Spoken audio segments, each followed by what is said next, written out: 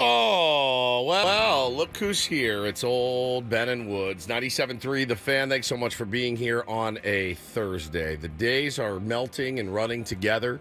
But yeah, this is going to be an interesting one today, certainly, for a multitude of reasons. We do appreciate you being here. We'll be talking Padres, Dodgers. We'll be talking probably nothing else for the next 5 hours on these airwaves, because that's what we do here. We've been with you, the entire way, and certainly won't stop now. Won't run from anything. Just like this team isn't going to run from the challenge of a Game 5 at Dodger Stadium on Friday night. I'm Woodsy. That's Paul Reindl, the executive producer. Good morning, Paulie. Hey, how are you? Got your, I like that coat. Oh, thank you. It's very, I would say would you say it's flashy? I was going to say flashy. Is it fur? I was going to say fleecy. Fleecy. Is it fleece or fur? Fleecy. If you wore a fur coat, that would be the greatest thing ever, by the way. Full fur. Hey, guys, I'm fur coat guy Welcome now. in. I'm your fur coat laden producer.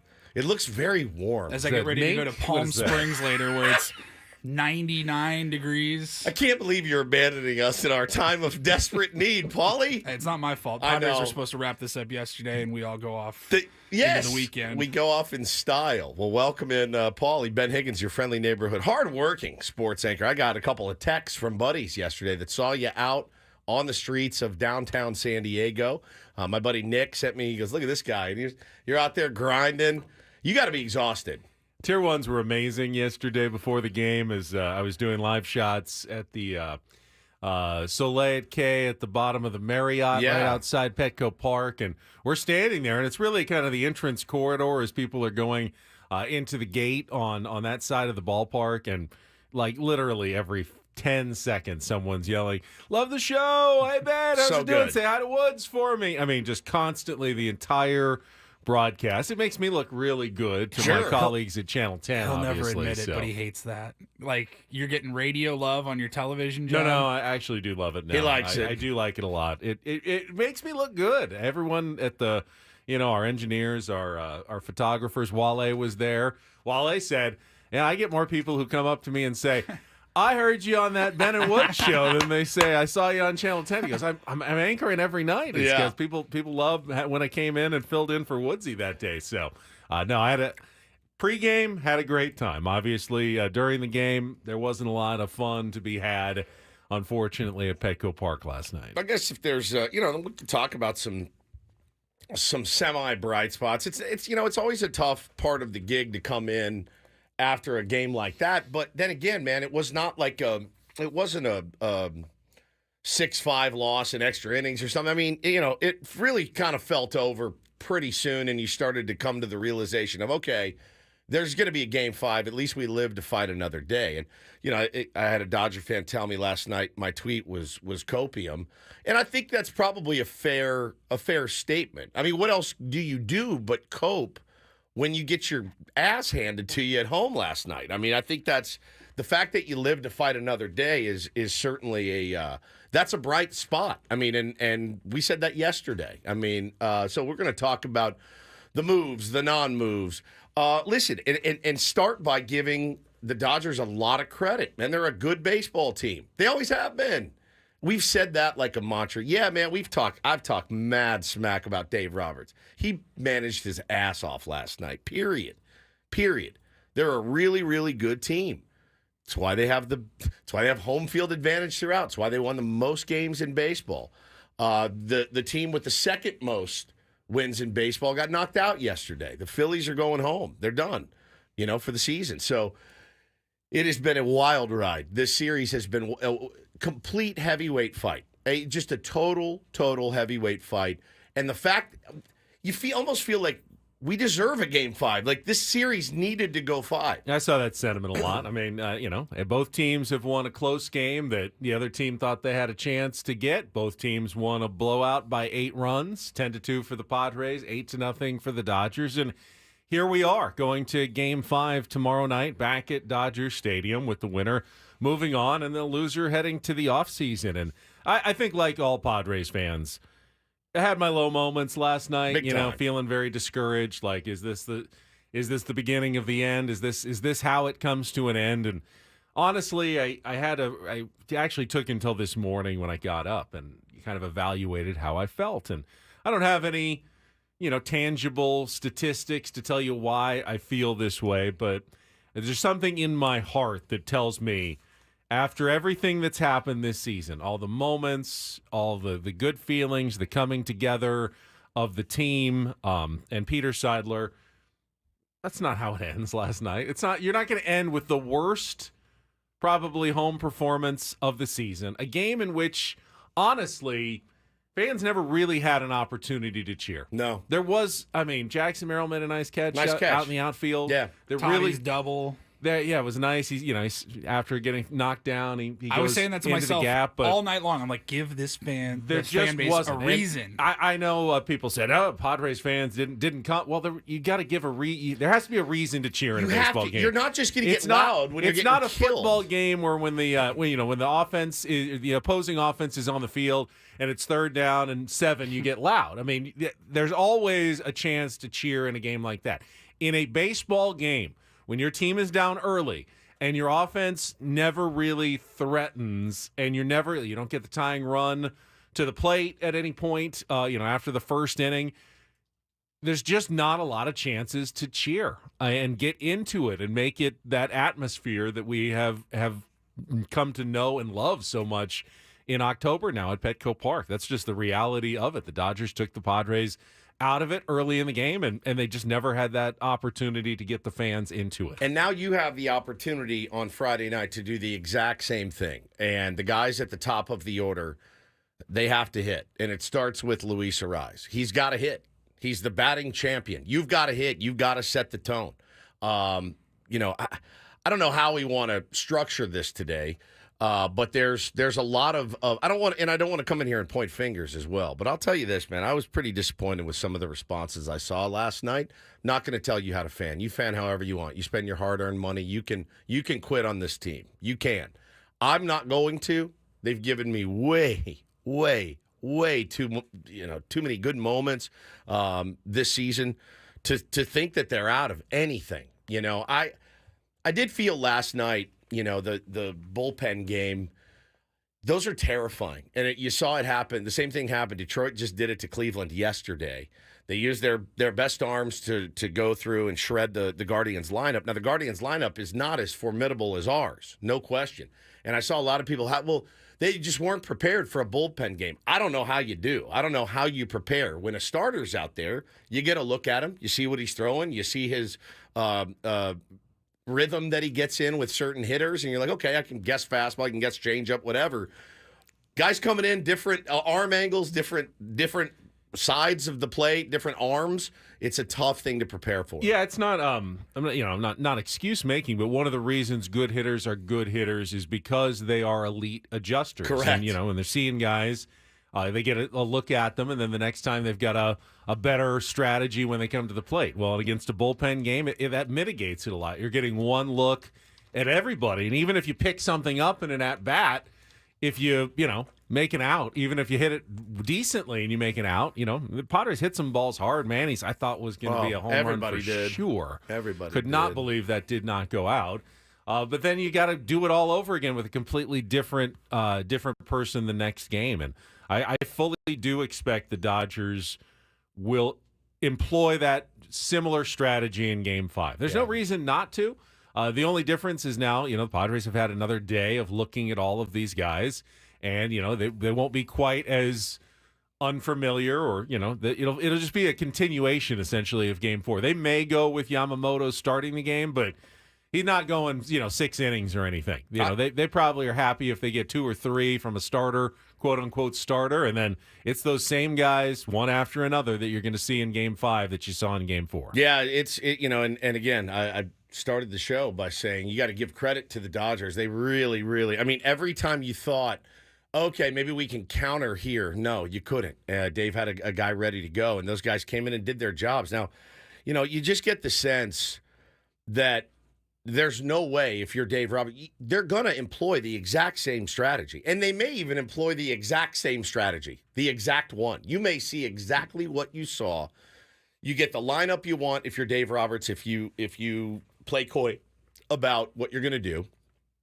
And I don't know, man. I think there's a couple of different things we can talk about, but Dylan Cease has not been good. Dylan Cease did not set a good tone last night. Again, against a really good team, a team that was missing Freddie Freeman, though, which changes the equation, moves Teoscar up.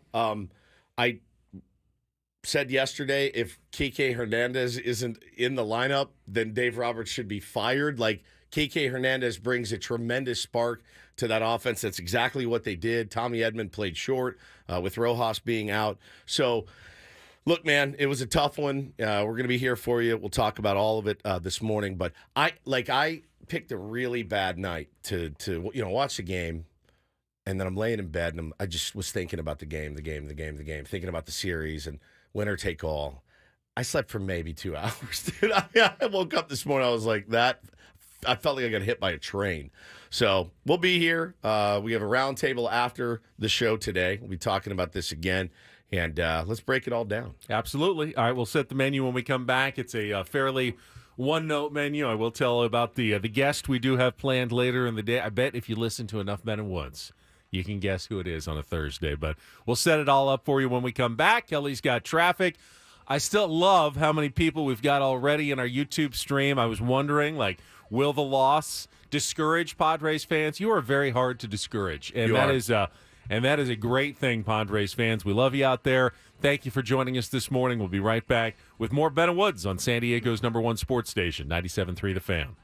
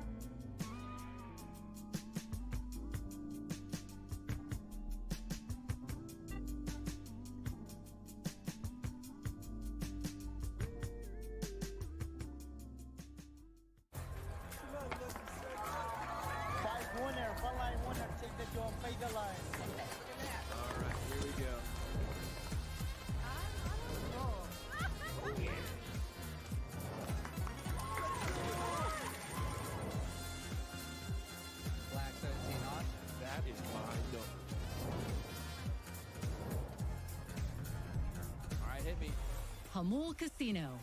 Fun above all else.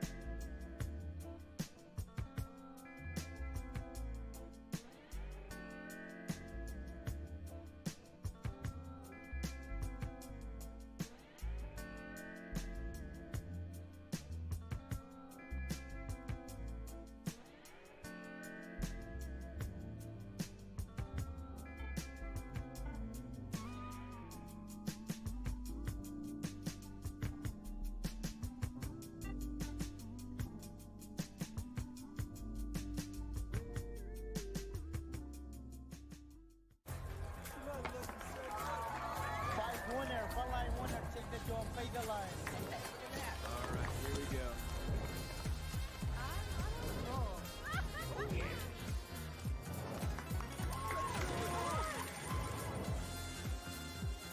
Black 17 on.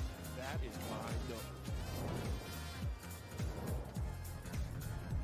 All right, hit me. Hamul Casino. Fun above all else.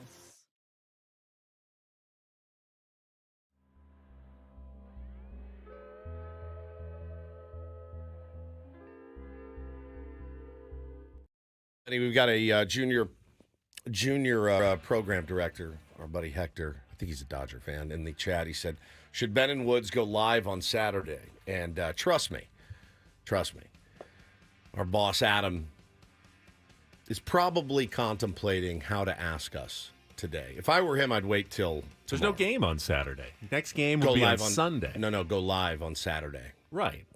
Right. Not Sunday before game one of the NLCS at Petco Park. That makes sense. Like a pregame show. Either win or lose. Oh, they're going to win. I think they're going to win. I'm planning my life. I truly am. Just to be clear, I am very much planning my life, expecting they're going to win the game tomorrow. Yeah, you have to. And we'll have games on Sunday and Monday at Petco Park, and then possibly a flight to New York on Tuesday for games 3, 4, and 5 of a series against the Mets. Wednesday, Thursday, Friday at Citi Field, and then if necessary back to Petco Park for the following Sunday and Monday. I seriously Obviously, I know it's sports, and anything can happen, and the Padres can definitely lose the game tomorrow. But in my mind, like the way I see it playing out, they are going to win tomorrow. So, what do you want to do when they win tomorrow? What's your plan? It's a good question. Do you want to go live on Saturday? I figure either or. I figure win or lose. I figure Sunday. I don't know what exactly the game time would be. Usually they're around 5 o'clock. The NLCS games, I think. So my guess would be 4 o'clock Sammy Levitt pregame show. So something in the afternoon hours on Sunday would be when I would think I'd want to go on the air. Yeah, I'm down to do whatever. I want to be here for the Padres fans, certainly. But if I'm Adam, I'm not. Don't ask me today. Ask me tomorrow. Maybe ask me after the game. Right? Right. Yeah. Well, maybe not immediately after the game. Give me give you a little time, decompress one way or the other. In the ultimate irony, by the way, the ultimate irony of all this. We told you guys about Credential Gate that happened last week when Adam said he made a mistake, did not get Paulie and I credentials for the CS and the World Series. Obviously you got to win this series. You got one more game to win. And then he called me yesterday and he goes, "Hey, I fixed it." And I said, "You SOB, you did it. You got it. You got it done. Now we may not need them. You never know. You got one more chance to get it. Better to be prepared." Yeah. So Cole says, "Please don't leave us hanging for 10 hours." I said, "No, all right, we'll figure something out for Saturday." But yeah, you'll be going up to the game. You have to go work it for Channel 10. I believe so, yeah. We're going to make our plans today, exactly how that's going to work tomorrow. But I do expect to be at Dodger Stadium tomorrow night. And then probably driving back tomorrow night late, like late, stinking of champagne. I was wondering what that looks like if you get pulled over on the drive home from Dodger Stadium to San Diego, and you and your photographer are absolutely just reeking of champagne. And the officer goes, "You see your license and registration? It smells." And it's like, you guys are just soaked in booze. You're like, "I swear to God, I have nothing. I have not drank a drop of it. I was simply in the winning locker room at Dodger Stadium for the Padres, and that's why I smell like this, last officer." Week, after they won the wild card round, I was down in the clubhouse, and I drove home that night and made it about 20 minutes north and had to pull off for gas. And so I get out of the car. When I get back in, that's when it really hits. Like, I'm like, my entire car reeks of Budweiser and champagne mix. Oh, I got in. I was like, ugh. I'm sure the officer, I've heard that story before. He's you like, didn't drink any of it. You simply got sprayed by it. I get it. We're going to need you to get out of the car, sir. He looks at you. And then they have you do the field sobriety test, which I couldn't pass right now. No, I mean, no I can't walk. question. I can't walk in a straight line ever. I'm a crooked walker. It's just I don't walk Say straight. the alphabet backwards. I have no idea. Z, Y, X. Yep. W. Don't do this. Please don't do this live on the air. V, I can't. U, I can't do it. My nerves are shot. I T, can't do S, this. See how Turn his far you mic can off. go. Turn his mic R, off. I can't do this. Q, P, O, P, M, N, L. Oh, that's good. K. Yep. J. Yep. I, I'm gonna H, die right now. G, F, E, D, C, B, A. Yeah, there you go. Nailed Do it. you think that's going to get me out of an arrest if I can do that in 47 seconds? We need a song for the backwards alphabet. It's so easy when you've got song forward. I failed a sobriety test sober once. Yeah, they're not easy to do. So that's my biggest concern right now for Friday night right. is getting home safely from Dodger Stadium after the celebration. Honestly, so we're gonna have Eno Sarris coming up at 8:35 this morning for some smart baseball and get his thoughts. Otherwise, we're focused in on Padres, Dodgers, and the baseball playoffs. But before we even get to our Padres wrap-up in our next segment and the highlights, lowlights, I want to revisit the decision to start Dylan Cease. Sure. It was the biggest topic of the last day. Mike Schilt deciding to go with Dylan Cease on 3 days rest. And I thought pretty obviously it didn't work. Not because Dylan Cease was too tired, certainly had plenty of velocity, but the command wasn't good. I mean, it was on some pitches, but unfortunately, on the home run pitch was right down the middle to Mookie Betts in the first inning. You can't walk Gavin Lux in the second inning. You can't put guys on at the bottom of the lineup to bring Shohei Ohtani up. We saw that in Game 1. It's the recipe for losing, and he did the same thing that kind of happened in Game 1, and Mike Shildt had to go out and have that early hook. But honestly, after the game, Mike Shildt talked about it, and he did not share everyone else's general opinion of Dylan Cease. I thought the stuff was coming out really good. He's throwing 100. Slider was good. They just put good swings on him, And once Ohtani got through, he's at 38 pitches. He's got one out in the second. Just felt like the appropriate time. We had some guys that we trust in our bullpen, and that was the equation. Did you think his stuff was like normal? Wasn't unaffected by the short rest? And it just I don't. Everything we measured by. Those are some pretty good hitters. They put some good swings on him. They had good at bats with him. The other start he had. The guy's throwing 100, AJ. You tell me I can start a guy throwing 100 with a good slider, I'm going to take that guy every time. They put some swings on him. Mookie got a ball 3-2. They got out of the ballpark, and that was about as simple as that. And all the measurables that, we get in, and as far as like the life on the ball, graded out A+. Fine, maybe the stuff was unaffected. Command seemed to be affected, and I think that's Shildt being Shildt there a little bit.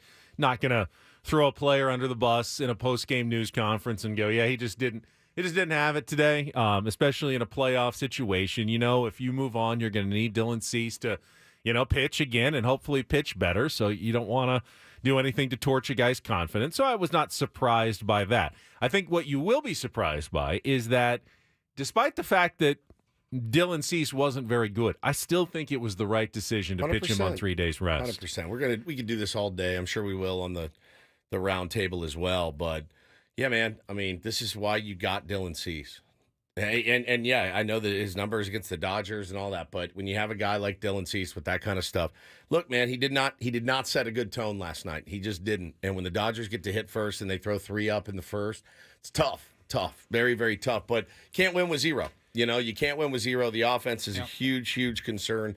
Talk about that, certainly. Here's the hidden thing, though, that none of us talked about yesterday. I did kind of have it in my mind, but I don't want to bring it out into the universe. Dylan Cease is the most, at this point now, most unproven of the Padres playoff starters. He's made now 3 career playoff starts, 1 for the White Sox, 2 for the Padres. None of them have been good. Correct. Even Michael King now has a really good playoff start under his belt. Yu Darvish has done it before, obviously. He's done it in this postseason. But Dylan Cease is the one guy you're not sure about. You probably, if you're Mike Shildt, you feel good about him and you like his makeup and his attitude. But there are guys who have struggled in the postseason. If you're going to pitch a guy like that and you're not 100% sure, even tiny seed of doubt, you want him to go in Game 4 and not Game 5. Bro, no question about it, man. Oh, my God. Now, again, if they had pitched Martin Perez, which, maybe he would have pitched well and kept the Padres in the game better than Dylan Cease. I mean, if you don't score, it's not going to make a difference. But who do you go with in Game 5? My suspicion is they would have stuck with their rotation, and the guy that they acquired for this situation, they would have pitched Dylan Cease tomorrow. And I don't know that having another day or 2 of rest would have changed Dylan Cease at all.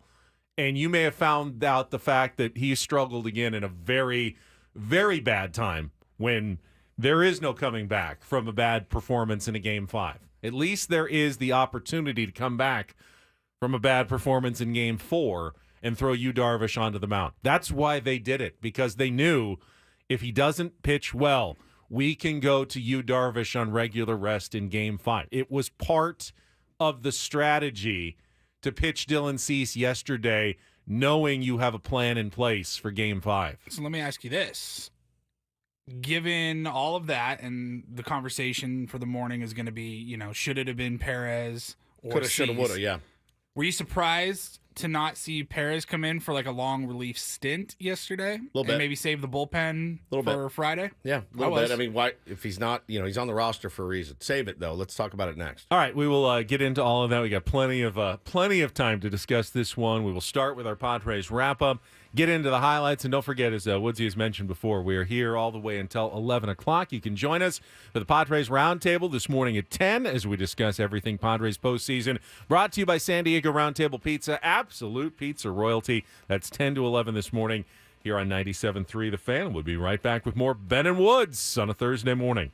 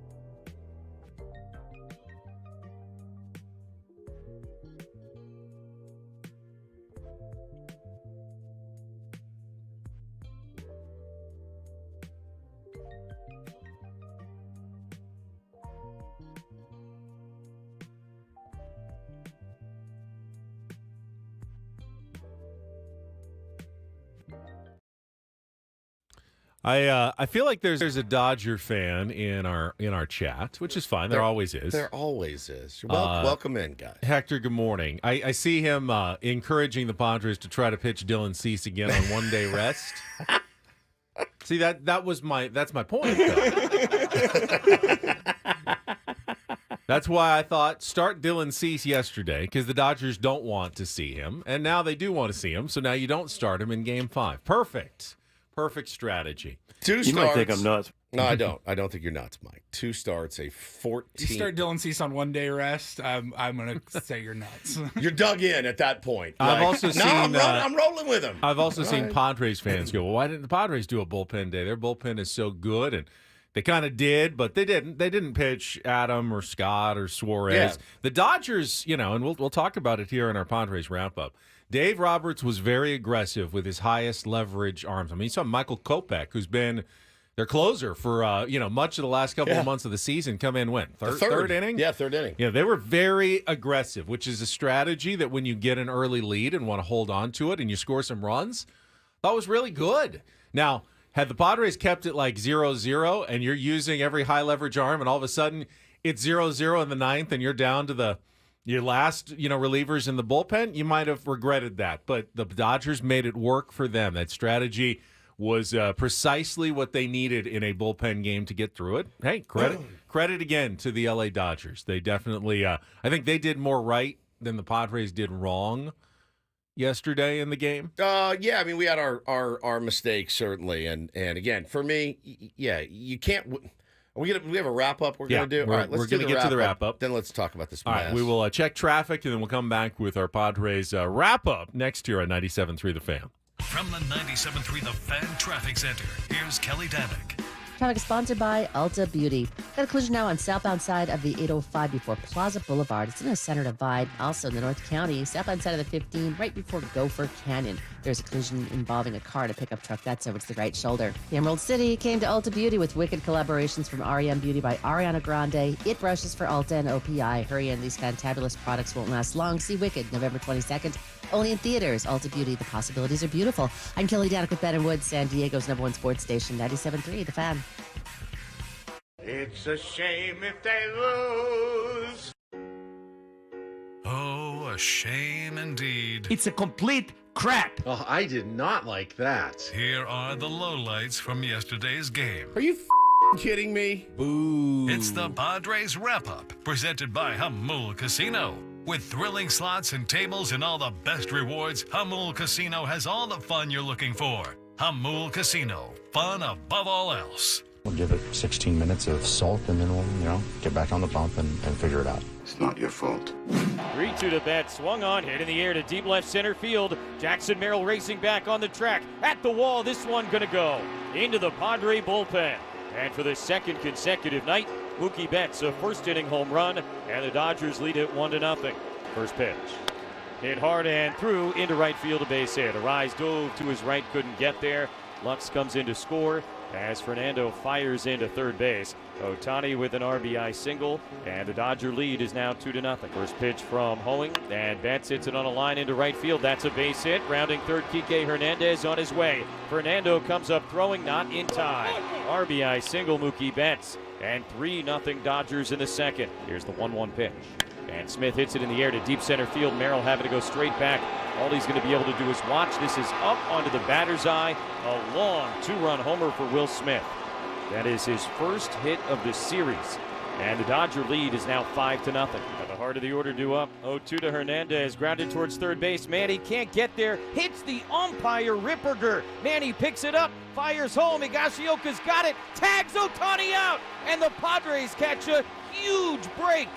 The third base umpire, Ripperger, was pointing fair. The ball hit his hand and basically ricocheted right to Machado. 1-2. Muncy reaches for it, sends it in the air to right center field, high and deep. Merrill is back. He's at the wall in right center, leaps up, and he makes the catch. Came down, banged into the wall in right center field. Jackson Merrill, we're going to hang a star here at Petco Park.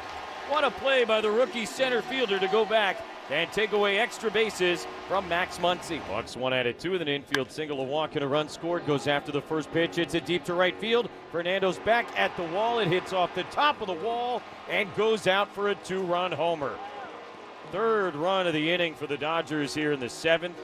And just like that, it's 8-0. 2-2 the pitch. Higashioka swings, pops it up. Behind second base on the outfield grass, the shortstop Edman calling for it.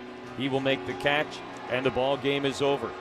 8 Dodger pitchers combine on the shutout as LA will send themselves home for the deciding Game 5 of this National League Division Series.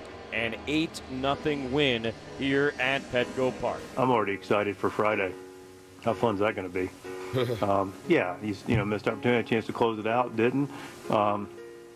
Move on, play Game 5.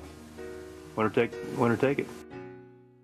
Well, I'm glad he's already excited for Friday. Excited is a weird, it's a weird choice of words, man. It certainly is. And yeah, I saw a lot yesterday about people being at Petco Park and the vibes being off, and I think you nailed it, Benny. You got to give your home crowd something to cheer for, and didn't we start that game off with Cease got Ohtani. Yeah, I got him to ground out to second. Ground out to second. Got 2 second. strikes, then got him to ground out to second. I was still outside the ballpark at the time, and I heard the roar, and I'm going, that's a loud roar for a ground out to second base. So the crowd was in it for one batter. One batter. And then the second batter of the game, Mookie Betts, homered.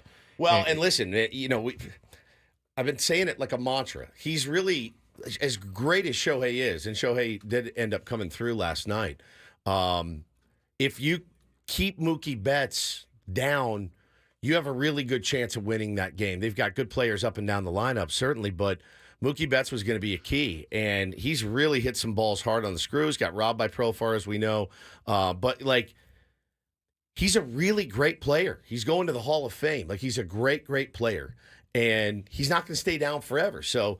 That's 3 straight games in the first inning. He has hit a ball over the fence. That's exactly right. One of them got brought back, and 2 of them did not. Right. So, he's much maligned by Dodger fans, much maligned. I honestly think we have more respect for Mookie Betts than his actual fan base. Is he their Manny Machado? He's their Manny Machado, 100%.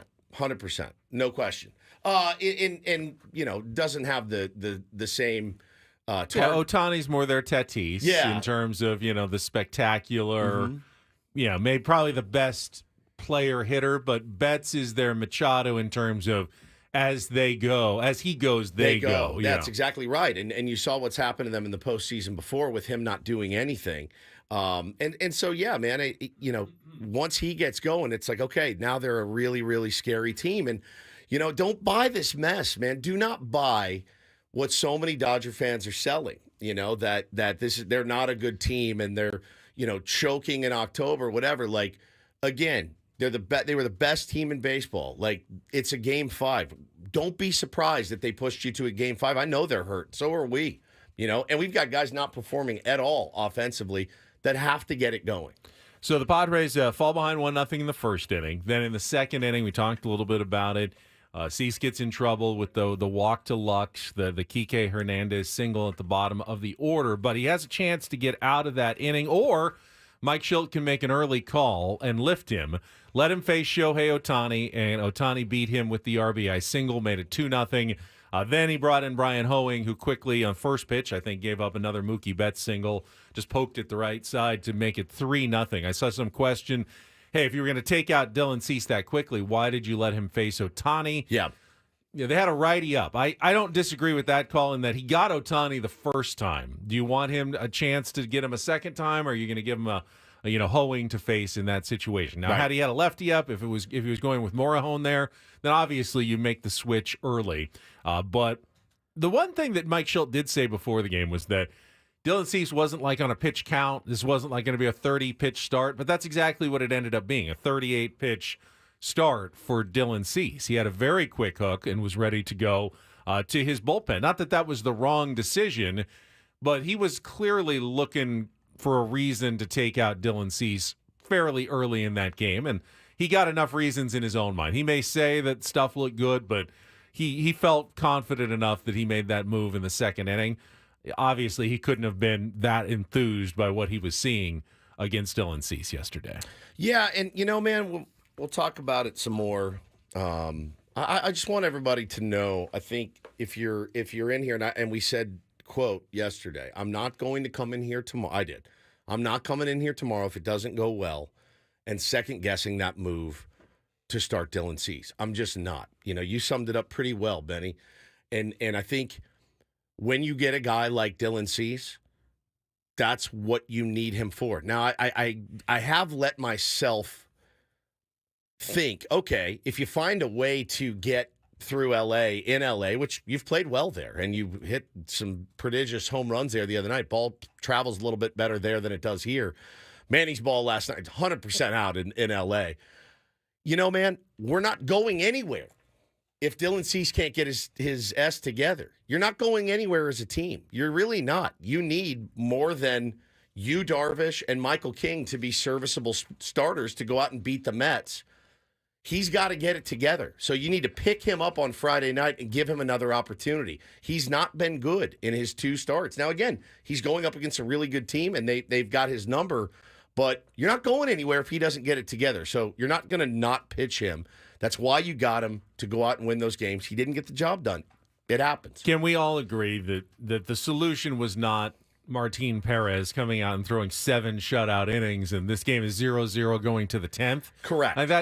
That is an alternate universe that I don't think actually exists. Okay, so play that tape forward. Martin Perez, who, by the way, looking at the numbers against him, the Dodgers are hitting 400 off him with an 1,100 OPS. I like Martin Perez. I don't know, honestly, why he wasn't used last night. Would you have rather had him instead of Hoeing? Him instead of everybody.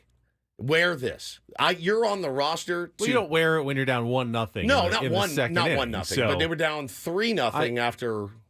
Yeah, after one. and they brought in Morahone and Estrada. Yeah, who and Morahone hadn't pitched much. He pitched well. Kept it at 3-0.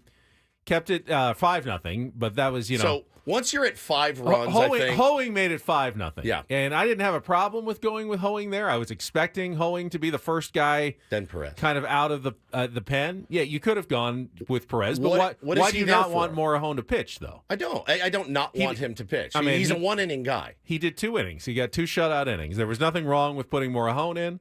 I didn't have a problem with putting Estrada in after that. Not but really. The game's already 5-0 at that point. Why is Perez on the roster?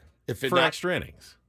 That's it? I think so. I think you're going to use him in extras, but you're not going to use him in a blowout? I think he's there after you've used all your other bullpen guys and you need length in a potential extra inning game. That's why he's on the roster, apparently. Right. Well, listen, hindsight being 20/20, I still don't think you start Martin Perez yesterday. No. Now, if you wanted to do what Dave Roberts did last night, and I got to tell you, man, Schulte's probably really, really tired of seeing bullpen games because he hasn't fared well against them in the postseason. We did it to him in St. Louis with Craig Stammen starting. So, I don't know, man. Is that the best way to attack that Dodger lineup is to do something like that last night? That's something we can kick around. But a full bullpen game still involves probably a Brian Hoeing inning or two at some point. You're not getting a full bullpen game with just Tanner Scott and Jason Adam and Robert Suarez. You're going to have to go to some other guys who've been pretty good for you, but they weren't completely shut down yesterday. Dodgers guys were all shut down yesterday. Well, let's talk, too, about the real concern of the San Diego Padres right now as it stands today. It's the offense. It's the offense that has been so good this entire season. The offense that you really expected to continue to be good. They're not hitting right now. They scored in one inning. In 18 home innings. You've scored in one inning. You did hang a sixth spot, but that's not going to work. You got a lot of lucky breaks in that sixth spot. You did, man. You did. You had some mental mistakes by the Dodgers to help you get ahead. So they got a hit. Luis Arraez has got to set the table. The one thing I'll ask you guys, do you make some changes with the lineup? Because I absolutely do at this point. I absolutely 100% make a couple of changes in this lineup. I'm going to ask that question in the roundtable. Like, what's your Game 5 move to shake things up? But I'm not saying that we can't talk about it. I was definitely.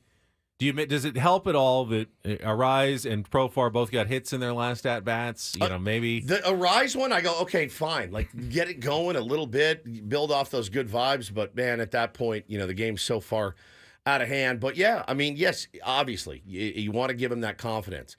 I think Mookie Betts' home run robbery helped Mookie Betts. I think it absolutely did. You're like, I hit that ball on the screws. I hit that ball out of the ballpark. He made a great play on me, but I got to keep doing what I'm doing. I think it can help. The change that you're making, you have other guys who've been struggling at the bottom of the order. I mean, Jake has 3 hits in the last 2 games. Are you moving him No, up? I'm not necessarily moving him Peralta's not, he's had a couple of hits, but he's not a top of the order guy. You don't have a lot of options to move up in the order. I assume you want to move some guys down in the order, but you don't have a lot of options to move up in the order. You can flip-flop 2 guys, I think. Okay. You want me to wait? Please share. I think you know. Share with us when we come back as we get into hour number 2 of Ben and Woods, breaking down last night's Game 4, 8-0 loss to the LA Dodgers. Game 5 is tomorrow. Don't go anywhere. We are coming back right here on San Diego's home of the Padres, 97.3 The Fan.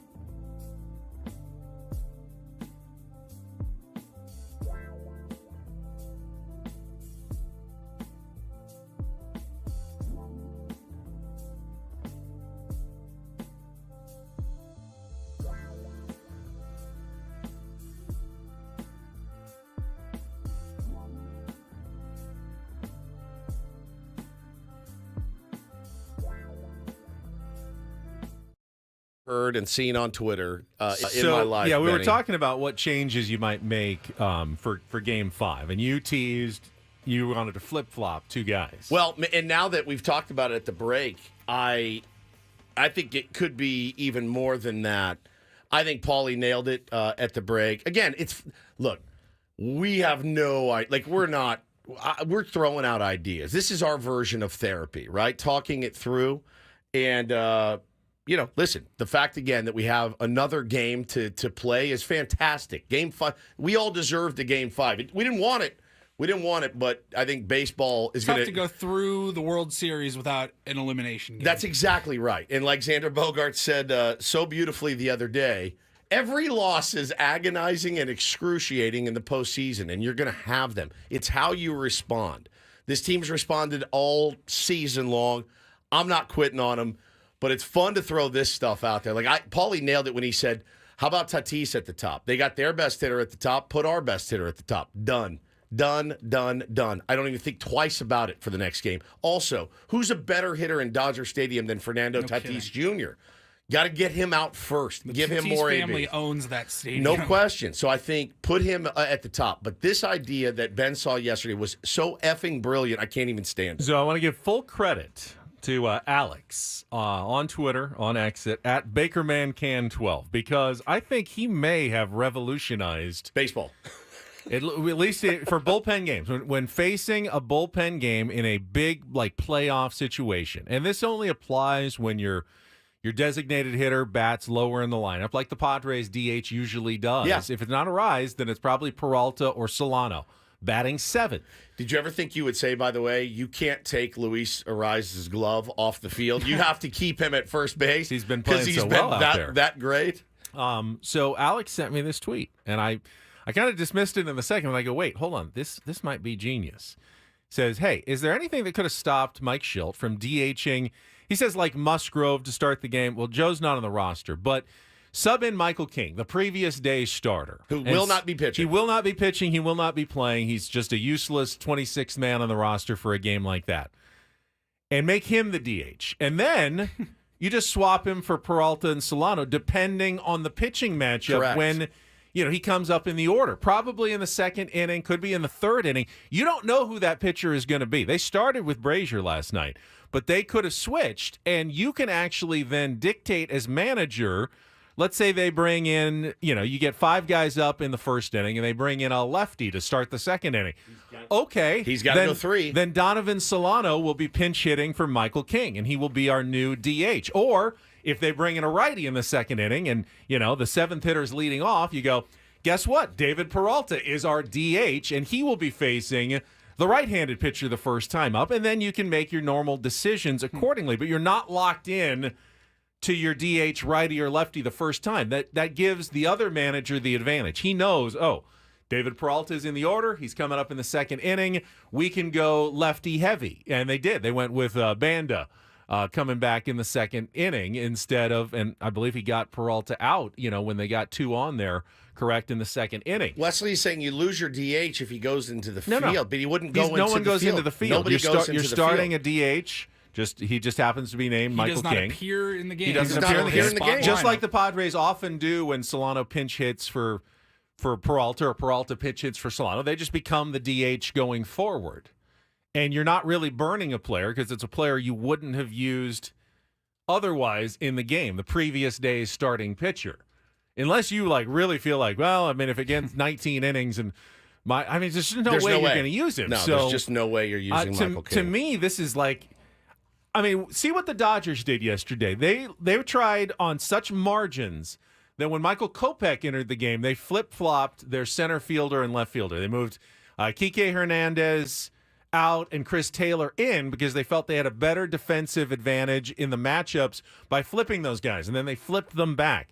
We're talking really tiny margins, but hey, having one extra at-bat of a righty against a lefty that you might not have had otherwise, that's a tiny margin of advantage that you can probably get.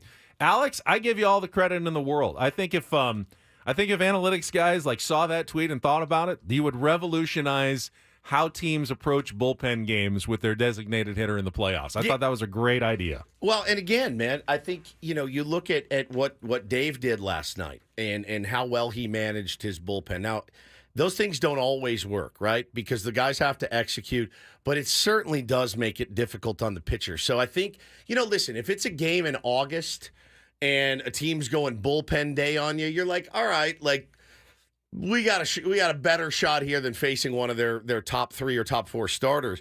When it gets to the playoffs and it's high leverage guy, now remember, go through the ERAs. Ryan Brazier is the only one that I think even had an ERA in the postseason that threw last night. If you didn't get to Brazier, I mean, when they're bringing Michael Kopech in the 3rd inning, you're like, whoo, man, it's nasty. And the guys came in there nasty. Banda is fantastic, man, fantastic. Trying and all those guys. It's not as easy as we want to make it seem in our head of like, well, what? It's just a bullpen day. Well, they're not throwing their low leverage guys. They're trying to win a game using their best guys. And could we have done that too? Yeah, for sure. For sure, man. It is just. Would you have done it? Last night would have turned into one of those games for us had we shown any life offensively. We never did. You didn't need your high leverage guys yesterday. Yeah. If you got to score. If you wanted to do a bullpen game, would you have done it like Dave Roberts? Would you have pitched Jason Adam and Tanner Scott in like the 2nd and the 3rd inning and Robert Suarez maybe in the 4th and try to keep it 0-0 early or a low-scoring game early, and then knowing, hey, at the end of the game, though, we may have, you get some Morhone in the middle, then Hoeing, and then we probably have Wandy Peralta in the 7th or 8th, and, you might still have Yuki Matsui in the 9th trying to close it out. If you do get a run or two, you might have lower leverage guys at the end of your bullpen trying to finish out that game. That was a risk that Dave Roberts employed by going with some of those high leverage guys early. Yeah. He has a lot of them, though. Padres have a lot of them, but the Dodgers, their bullpen is just as deep. Yeah, I love the guys the Padres have, but boy, the Dodgers bullpen is deep. I kept going, all right, they're going to bring in someone bad here. And then, Trinan's in late in the game. I'm going, when do the bad guys come in? The guys that, they put up 10 runs against? Yeah. When do those guys have to come in the bullpen game? They never did.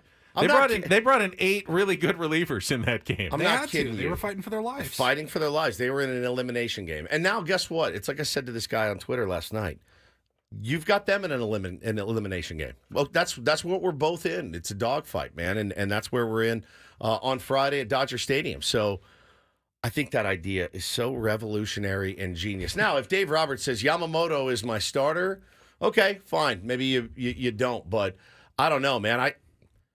I feel good about going up against Yamamoto, and I feel good about going up against Flaherty. I don't feel good about going up against the exact same thing we saw last night. And if I'm Dave Roberts, why would you mess with it? And Paulie made the point before the show. He said, if you're the Dodgers and you're like, we spent $325 million to get Yamamoto. We got him this extra day of rest. He will be on normal rest.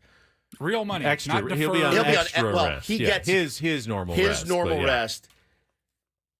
But I told Paulie, I said, it's not about feelings. It's not about at all feelings. Like, you have to go out and you have to win this elimination game. Why wouldn't you deploy the exact same strategy with the exact same guys? I was putting myself in the shoes of the weird, ugly shoes of a Dodger fan. Right. And going, if we have that guy that we're spending $30 million on or whatever, like, that's why you went out and signed him, the highest paid free agent of not deferred money over the offseason. Like, that's why you went and got him. And if he's sitting in Game 5 for a bullpen day, you're like, what's this guy even doing? What are we doing then? But the problem is I think, unlike what a Padre fan would think, had Martin Perez pitch yesterday, you're not – I think if you're the Dodgers, you've seen enough right now of Yamamoto to know the bullpen day clearly gives us our best chance to win right now. With those guys that were employed, you get a day off today. They're going to be rested, refreshed.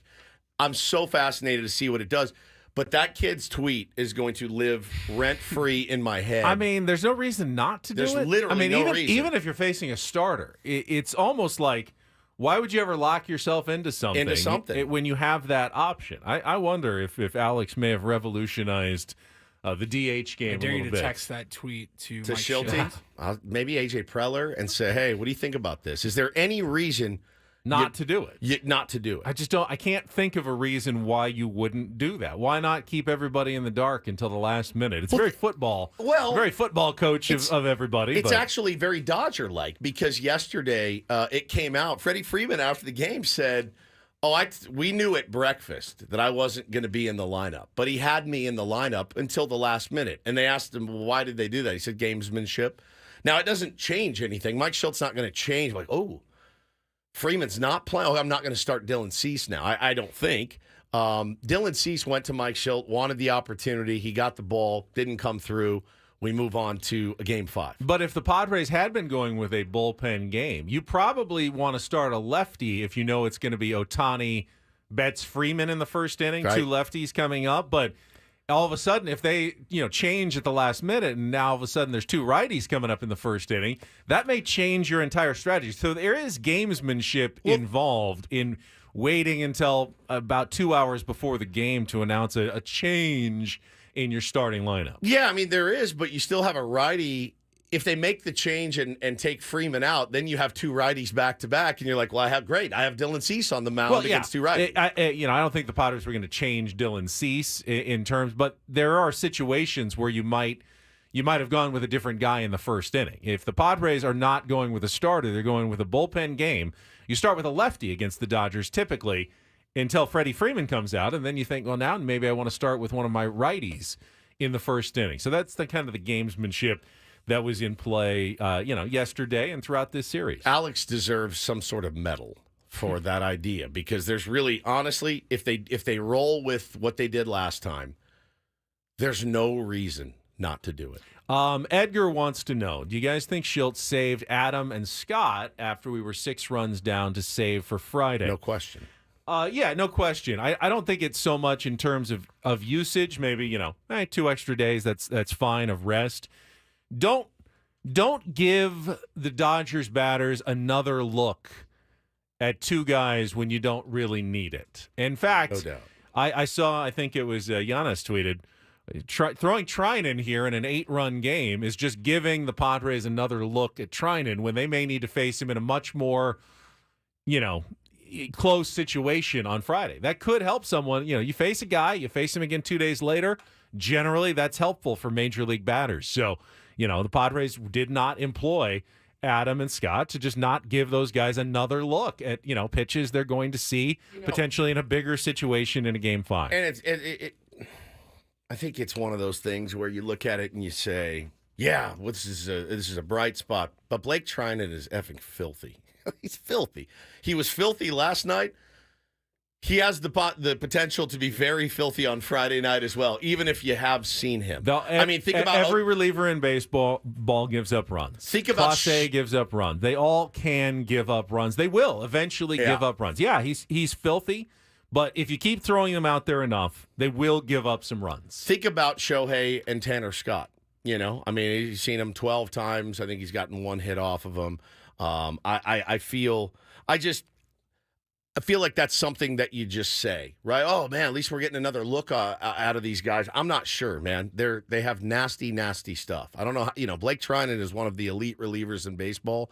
And, he can hang one like the next guy can, but, so can our guys. So this is just going to be such a dogfight on Friday. Such a dogfight. We're in full playoff mode, so we kind of put our normal games aside this week of Take on Woods and Real or Fake here on Thursday. But we still have a prize to give away.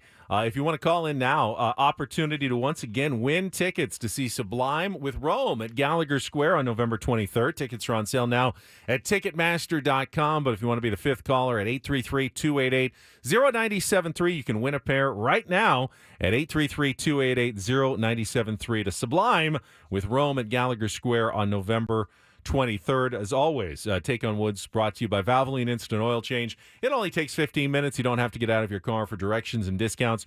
Go to SoCalOilChange.com. That's SoCalOilChange.com. It will return at some point.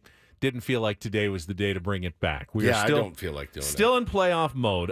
Don't do this is next, and kind of we've set that aside as well. But I do want to bring up the really the scary and tragic story of what's happening in Florida right now. Some incredible images that were coming out last night, and we can talk about that when we come back after a check of traffic on 97.3 The Fan.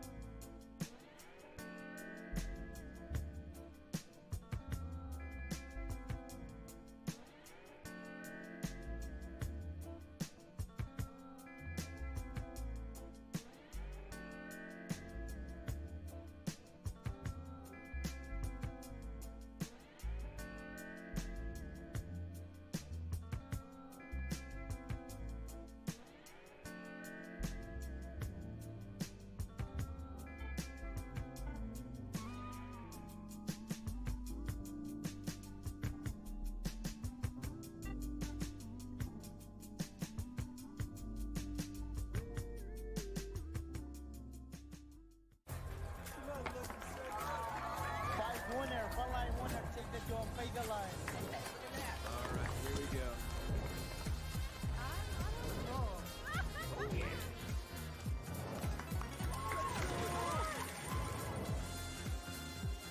Black 17 on. That is my number. All right, hit me. Hamul Casino. Fun above all else.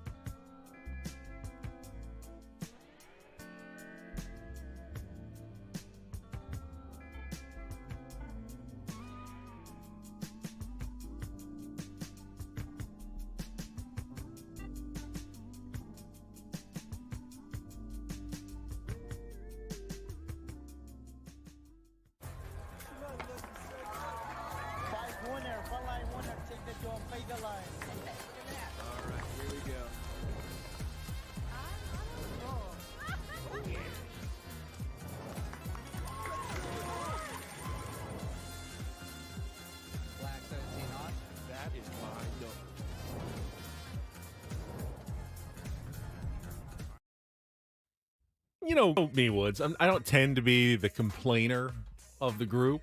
Who is? Is that a? I didn't say anything. I am not the complainer. So if you're of the group, so if you're not the complainer of the group, I'm assuming the group is me, you, and Paul. Yeah, it's probably the group. Yeah. Who is the complainer? Could be either you or Paul. I won't say. It's obviously me. 50-50. It's not you. It's not. Thanks. Huh. However, I'm about to complain. Just don't do this. It's our segment for it. Yeah. I am so tired of in-game interviews during a baseball playoff Just game. the worst, man. If you want to talk for one quick question to the manager, after the third inning, just on a what happened here sort of thing, fine, I can live with that.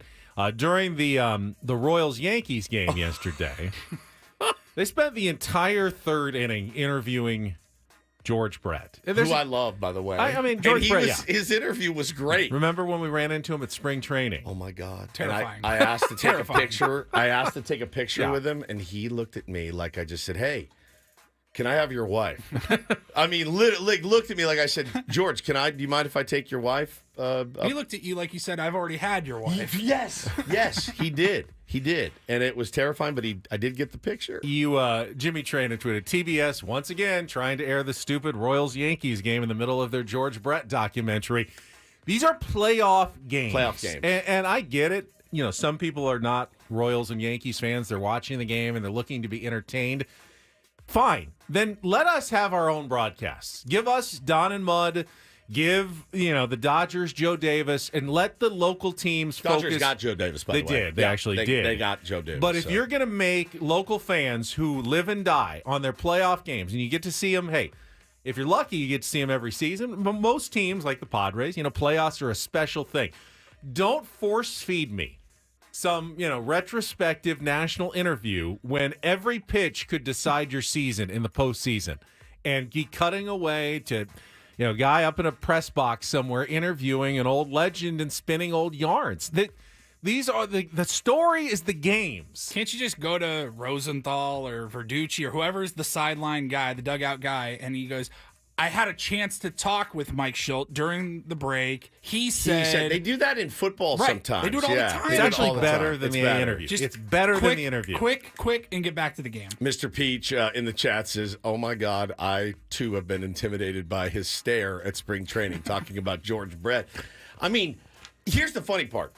I loved what he said. They were talking about the Yankees-Royals rivalries and the brawl with Greg Nettles and the punch and everything else. It was pretty good stuff. That's pregame stuff. But it's pregame stuff. Yeah. You don't want it in the middle of a game. You just don't. You don't want them. And, hey, you know what? Again, let me give credit where credit is due. I thought Joe Davis and John Smoltz called a much better game last night. Now, they were happier. Joe was very, happy. His team came out and dominated. But I thought that was an easy game for them. Easy game to call. I do think that he was been a little bit more down the middle the last couple of games, which is, it's nice.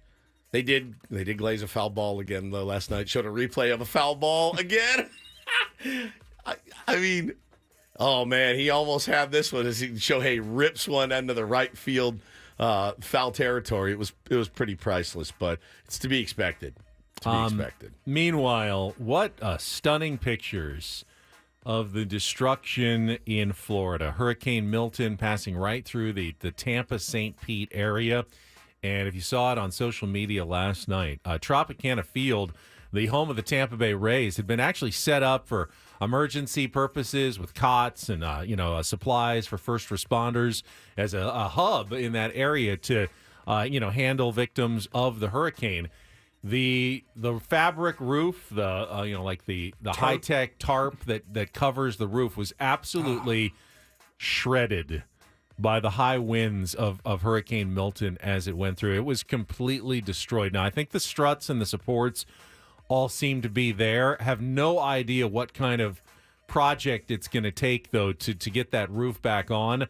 Fortunately for the Tampa Bay Rays, they have no games there until late next March or early next April. It's really scary. It is. It's very scary and certainly a thoughts and prayers Look to at that. everyone Oh. in Florida who's dealt with not one but two major hurricanes here just in the last week and a half or so. Terrifying. Just a terrifying scene, man. Yeah, and now you're going to, you got to rebuild that place, which is not the greatest place. You can see the video from the drone footage. It's going it's just the whole outfield is full of cots. Yeah. And it was supposed to be a shelter for first responders. Oh, man. All right, little do this, Paulie. DD mega doo-doo. Today, my friends, is World Mental Health Day.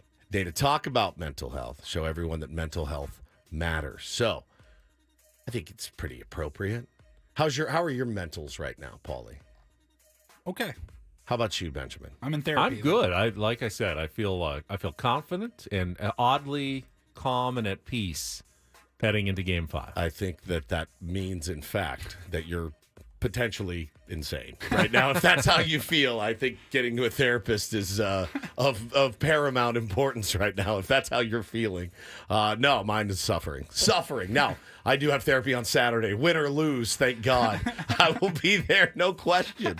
I wonder if that should be a thing, like specifically sports fan therapy. So it's funny you say that because I walked in the other day and it was before our AleSmith broadcast. I had a session. And I, was dressed to go to the broadcast. So I had my Padres jersey on, whatever. And she's like, "So how's it going?" I'm like, "Right now, pretty good. Pretty good. It's been fun. Saturday could also be a good session. Could also be a heartbreaking session. But it's certainly something that you don't want to neglect. I've just been Hannah said the other day, she's like, "You're so gnarly during the playoffs." I go, "I know. I'm the worst. I'm sorry." And that's how I roll. But I'm trying. It's all you can do is try. So, again, today being World Mental Health Day, take care of your mentals, everybody. By the way, not to make light of the situation going on in Florida, not doing that, but our friend Mark Wilkins did tweet. It was a rough day for Tropicanas yesterday. Man. Not only Tropicana Field, but they also imploded the Tropicana Hotel and Casino in Las Vegas. Big old show. Paulie showed me the video yesterday with the fireworks and the implosion that they did, like at midnight or whenever on the Strip. And that is, of course, to make room for the new Oakland A's stadium that they're going to be constructing on that same site that's right there on the Strip across from the MGM Grand and Excalibur in New York, right on that corner where a baseball stadium is going to go. And as much as I hate the idea of the A's moving and despise their owner, John Fisher, as just about everyone in baseball does, that a stadium on that corner is like insanely cool sounding. Like really going to put it. I don't know if logistically it's going to work, but in terms of like you're going to put a baseball stadium right there on T-Mobile Arena is like off the Strip It's a little bit. off, It's hidden yeah. behind like the casinos there, but this is going to be right on Las Vegas Boulevard. Like it's going to look that's bizarre. like nuts. Like it's one of the busiest intersections probably in the world, and they're going to put a baseball stadium for the A's there. That's nuts. That's crazy. Yeah, the somebody said in the chat too, did they approve a new stadium in Tampa already? I know they've had tons of discussions, and I think they did have some sort of approval. Jeez. That's now that's the worst though. Like you're already leaving and moving out, but you need somewhere to play for a few more years. It's not like the stadium goes up instantly, and now you got to put however many, millions and millions and millions of dollars into repairing that roof. And I don't know what kind of insurance you have on a stadium or a stadium roof and what that looks like, but it's not like you're going to want to, sink a ton of money into a place that you're moving out of anyway. I know, man. It's a tough part. That's a tough part. But yeah, there's so many people down there affected. There's a lot of ways that you can give and help. I'll try to send some of those out, but yeah, just devastating stuff. And that is don't and do this for a Thursday. That was Don't Do This with Ben and Woods on 97.3 The Fan. All right, so why am I feeling okay and somewhat confident going into tomorrow? You'd think Game 5, Dodger Stadium, going on the road. Doesn't sound like a winning combination, but actually has not been the case. When we come back, I'll tell you why you shouldn't feel that bad about a Game 5 situation on the road for the San Diego Padres. And we can talk about the other 3 playoff games that took place yesterday. Had a full slate of action, and we can discuss it all coming up next on San Diego's #1 sports station, 97.3 The Fan.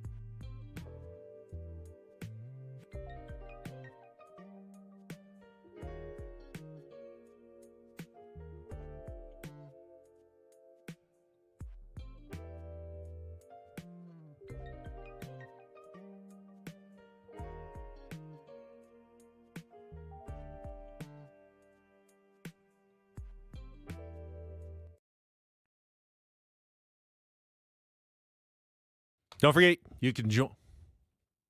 Don't forget to join us at 10 o'clock this morning for our Padres Roundtable. We're discussing everything Padres postseason, brought to you by San Diego Roundtable Pizza. Absolute pizza royalty. It's a 10 to 11 show, no commercials, this morning on 97.3 The Fan. Should be fun today. I want to, before we get into some of the other games that took place yesterday, I want to remind everybody that this is not football.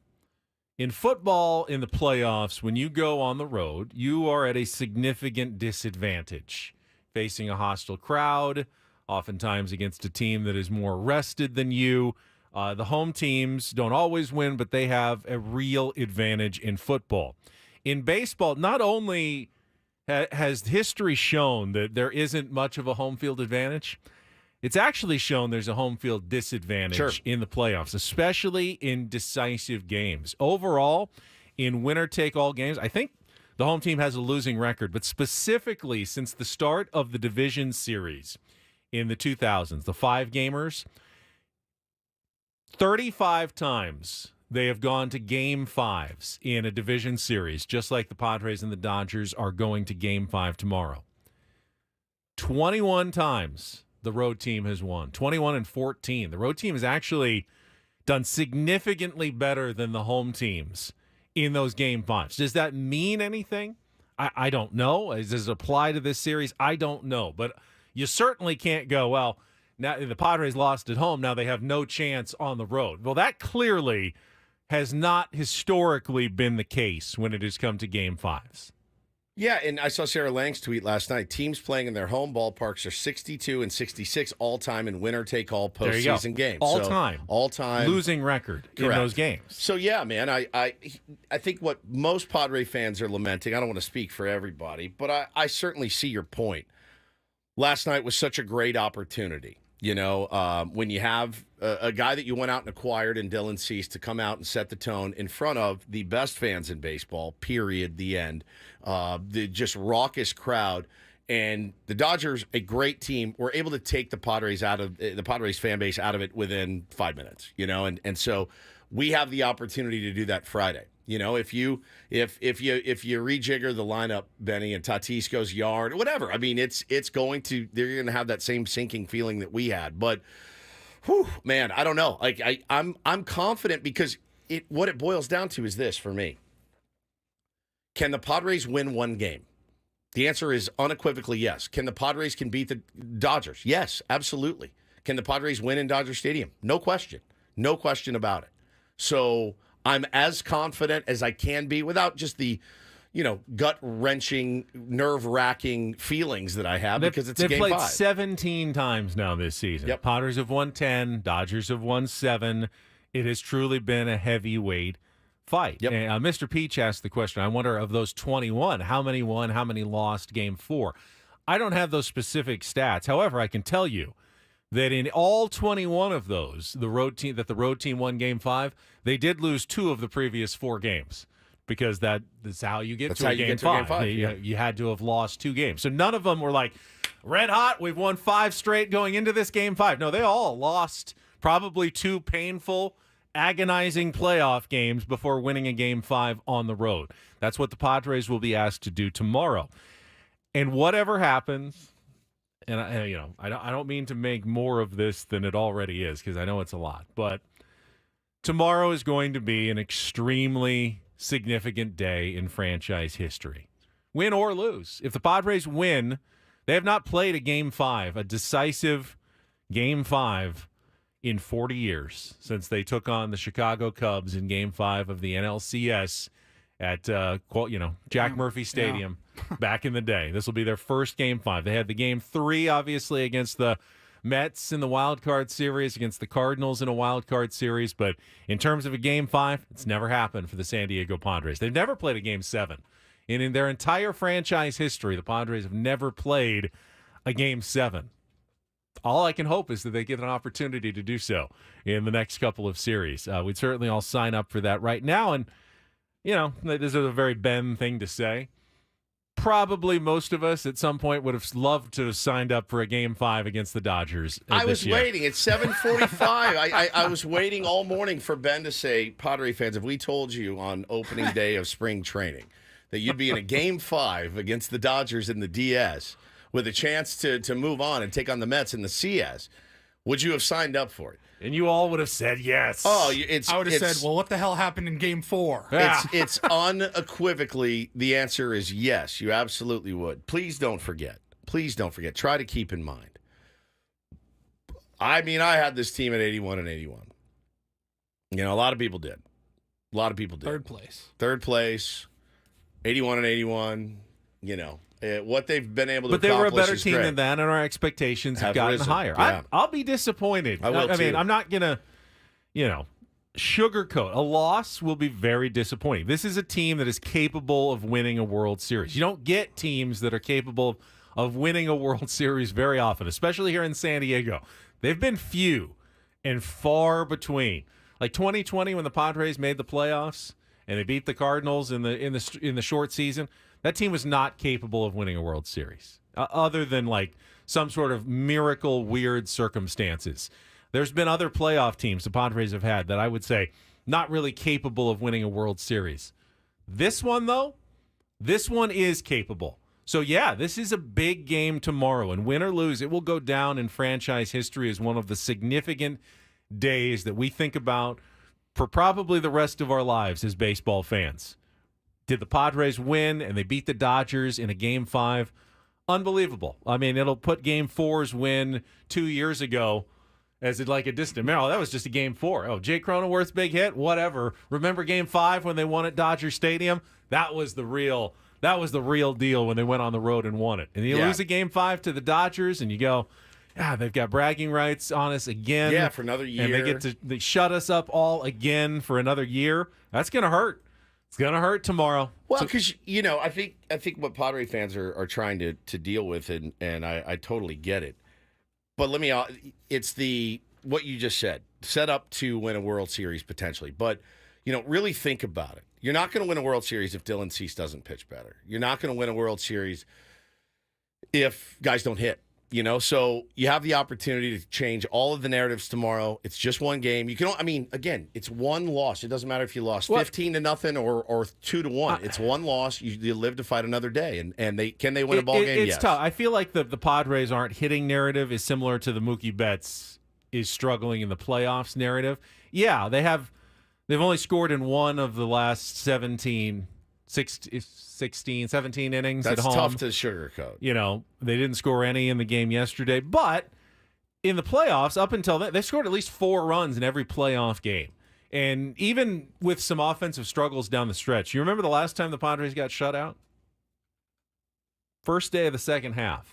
Wow. They were shut out 8 times in the first half of the season. Ooh. This is their first shutout loss since they lost to the Guardians on day 1 Friday after the All-Star break. And they scored in every single game from then until yesterday. So the offense has been remarkably consistent for the last 2 or 3 months. I just want to throw this out there. I have not had to use this in quite a while, but I've got the turd polishing sound effect ready because it sounds like you're starting to go down that path. Hit it.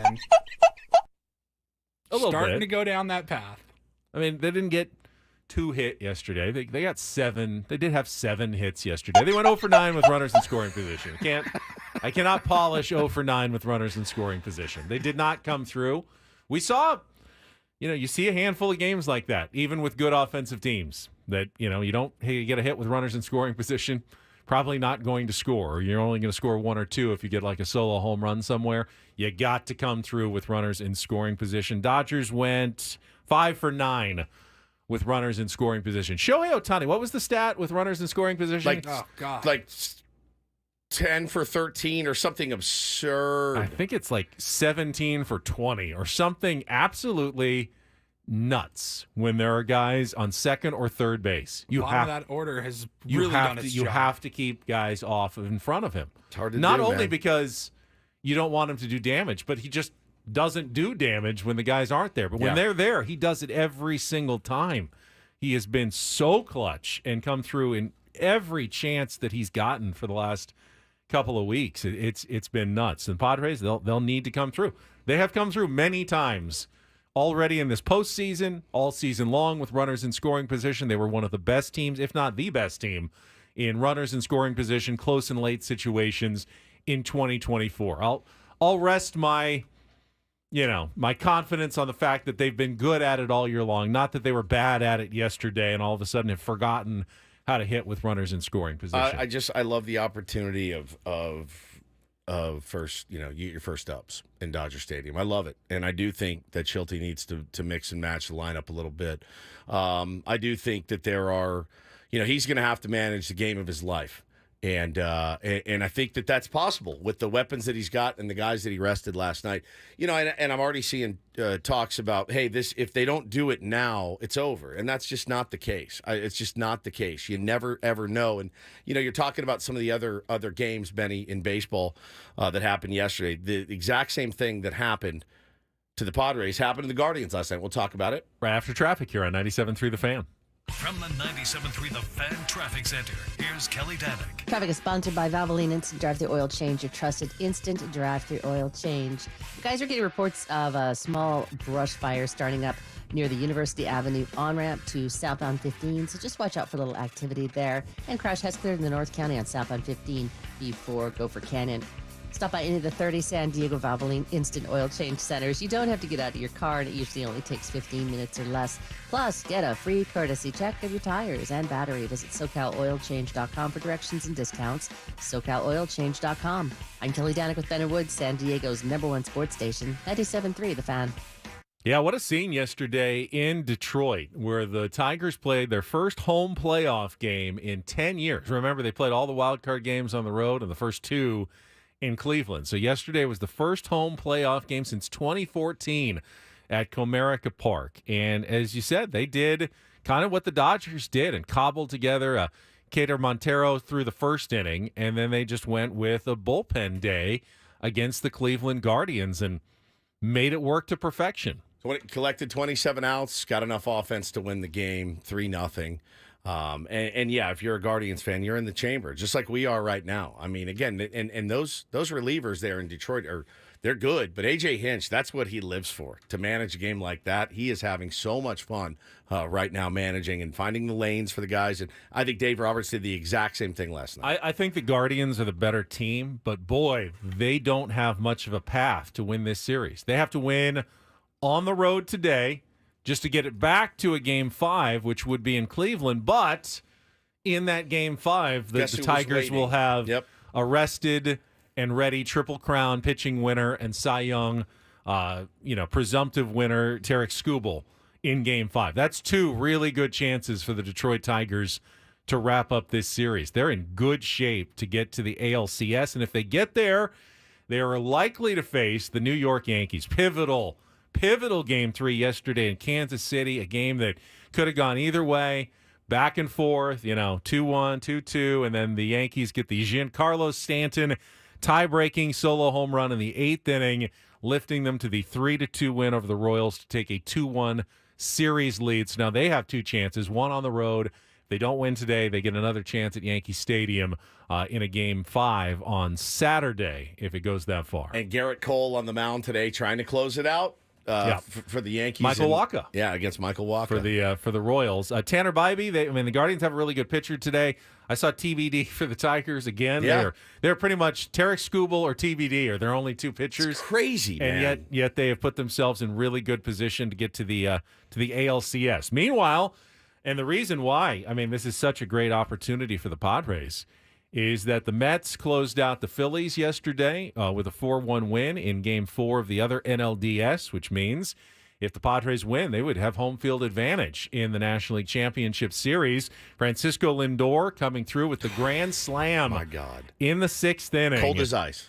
As the Mets pitching staff held Philly and that offense to 4 hits. That's got to be very disappointing for Philadelphia. They get to the World Series in 2022 as the hottest team, taking out the Padres, and then fall short. In 2023, they look like they're unstoppable, and all of a sudden they just turn off against the Diamondbacks in the LCS, and they don't even make the World Series. And now the next year, they look like the best team for the first, 3 months of the season in baseball, kind of falter down the stretch and end up only winning one playoff game in the entire postseason and being eliminated in the division series. Really disappointing there for that team that had such high expectations.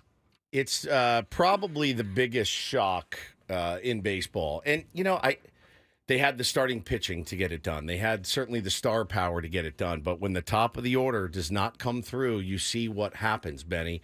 And, bullpen faltered a little bit as well. Hoffman yesterday was tough, man. Rob Thompson, again, they're kind of that team where it's like there's a hump and they just can't get over it. We certainly can relate. I think even Dodger fans can relate to not being able to get over that hump the last few years with a really talented roster and a really good bullpen and really good starting pitching. Remember how hot they were? Everyone was looking, going, "Oh my God! I hope we don't have to play them."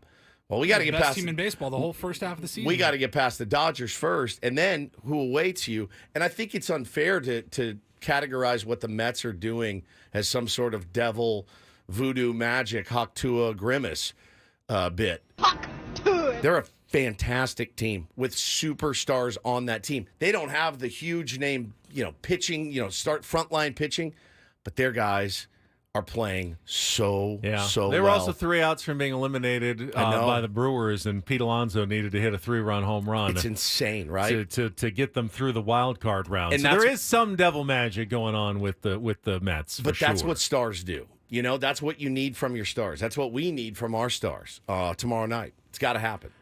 So the Mets advanced to their first NLCS since 2015, and they will play Game 1 either at Petco Park or Dodger Stadium on Sunday evening.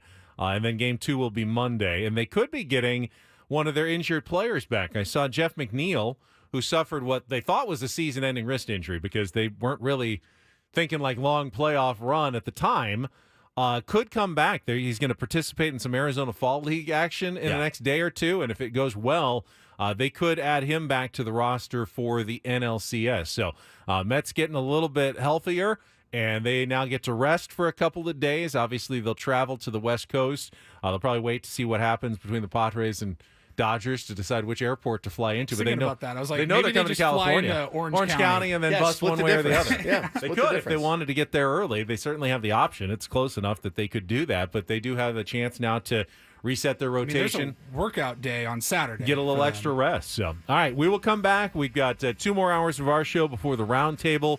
We got Eno Sarris coming up in our 8 o'clock hour as well with Smart Baseball. All ahead here on 97.3 The Fan.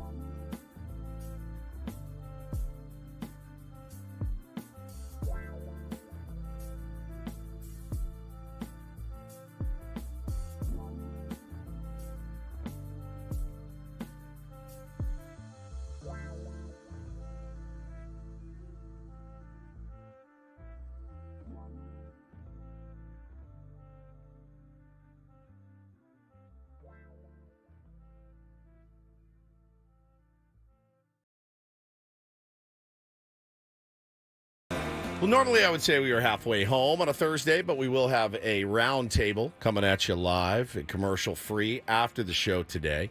I'm also not going to say it's been a fun first 2 hours here on Ben and Woods this morning. These shows are not fun to do, but they're certainly important to do. I want to let you guys know we're here for you. It's not the end of the world. There's another game, so the Doomers, listen, man, this is what you've been waiting for, Doomers. A Game 5 winner-take-all to advance to play the Mets. Did we really think the Padres were simply going to make it all the way through the postseason with no stressful games, no possibilities of elimination? Has it ever happened? I was surprised. I mean, there's been teams that have not faced elimination. They sweep, win in 6, win in 5, and never have to face an elimination game. Never really saw that as the path for this Padres team. Those games were not stress-free, though. I was surprised yesterday. I saw the stat during the broadcast that Dave Roberts, all-time in elimination games, is now, I believe, 12-7 after the win yesterday. They've performed quite well. Now, a lot of the early series, The problem is they've played too many elimination games. Correct. Because all you have to do is lose one elimination game and your season is over. When you have to win a bunch of those, you don't want to put yourself in that position. Now, the Padres will face their first one. The Dodgers are facing a second elimination game. They don't get easier. You don't okay, now that we got one under our belt, we're going to just keep winning these elimination games. No, you keep putting yourself in a position where you have to play elimination games. You're going to lose one of them, and your season is going to be over. Dodgers now have a second chance to have their season being over tomorrow. Padres, it's only their first one. It's a better spot to be in. The fewer elimination games you play, the better position you put yourself in the postseason. Yeah, and it's funny, man. There's a lot of numbers you can throw out. It's just such a different animal entirely. This postseason baseball, it just really is, and it's hard to handicap. And but again, I will always fall back on when you're talking about playing the team from LA. How nice is it to have 2 MVPs at the top of your lineup in a lockdown bullpen? You can get a lot done. They've done it. They're a good team. They were the favorites at the beginning of the series. They were the favorites to win the World Series.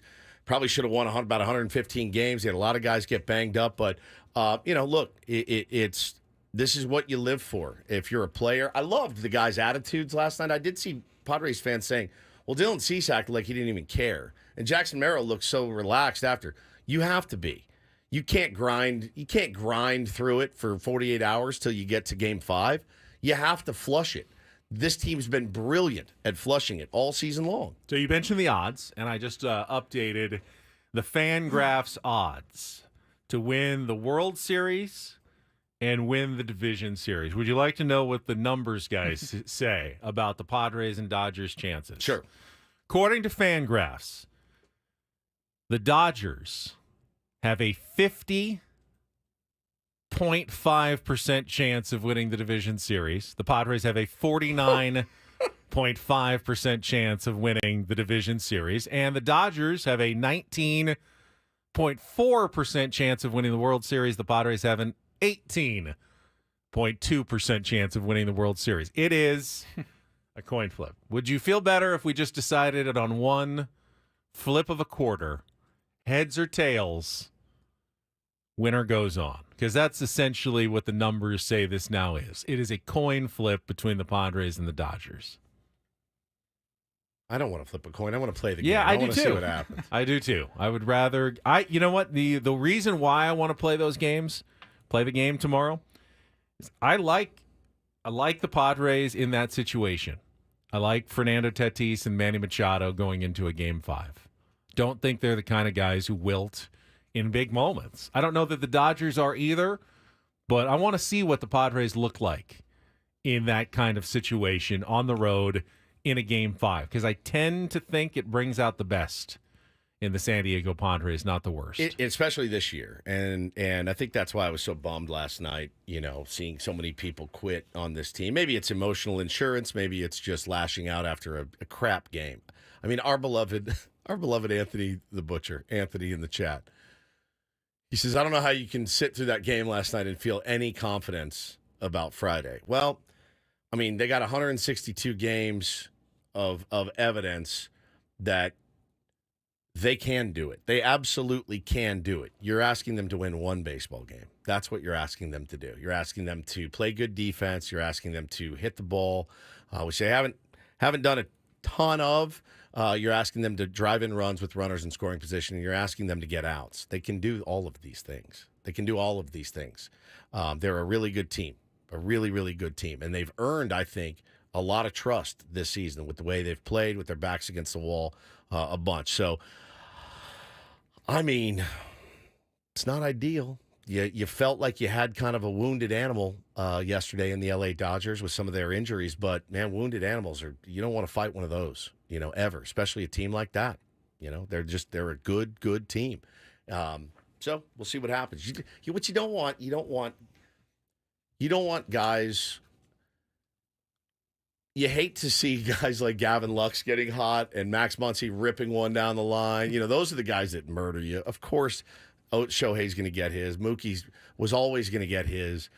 Teoscar's a really good player. He's the only likable Dodger, I feel.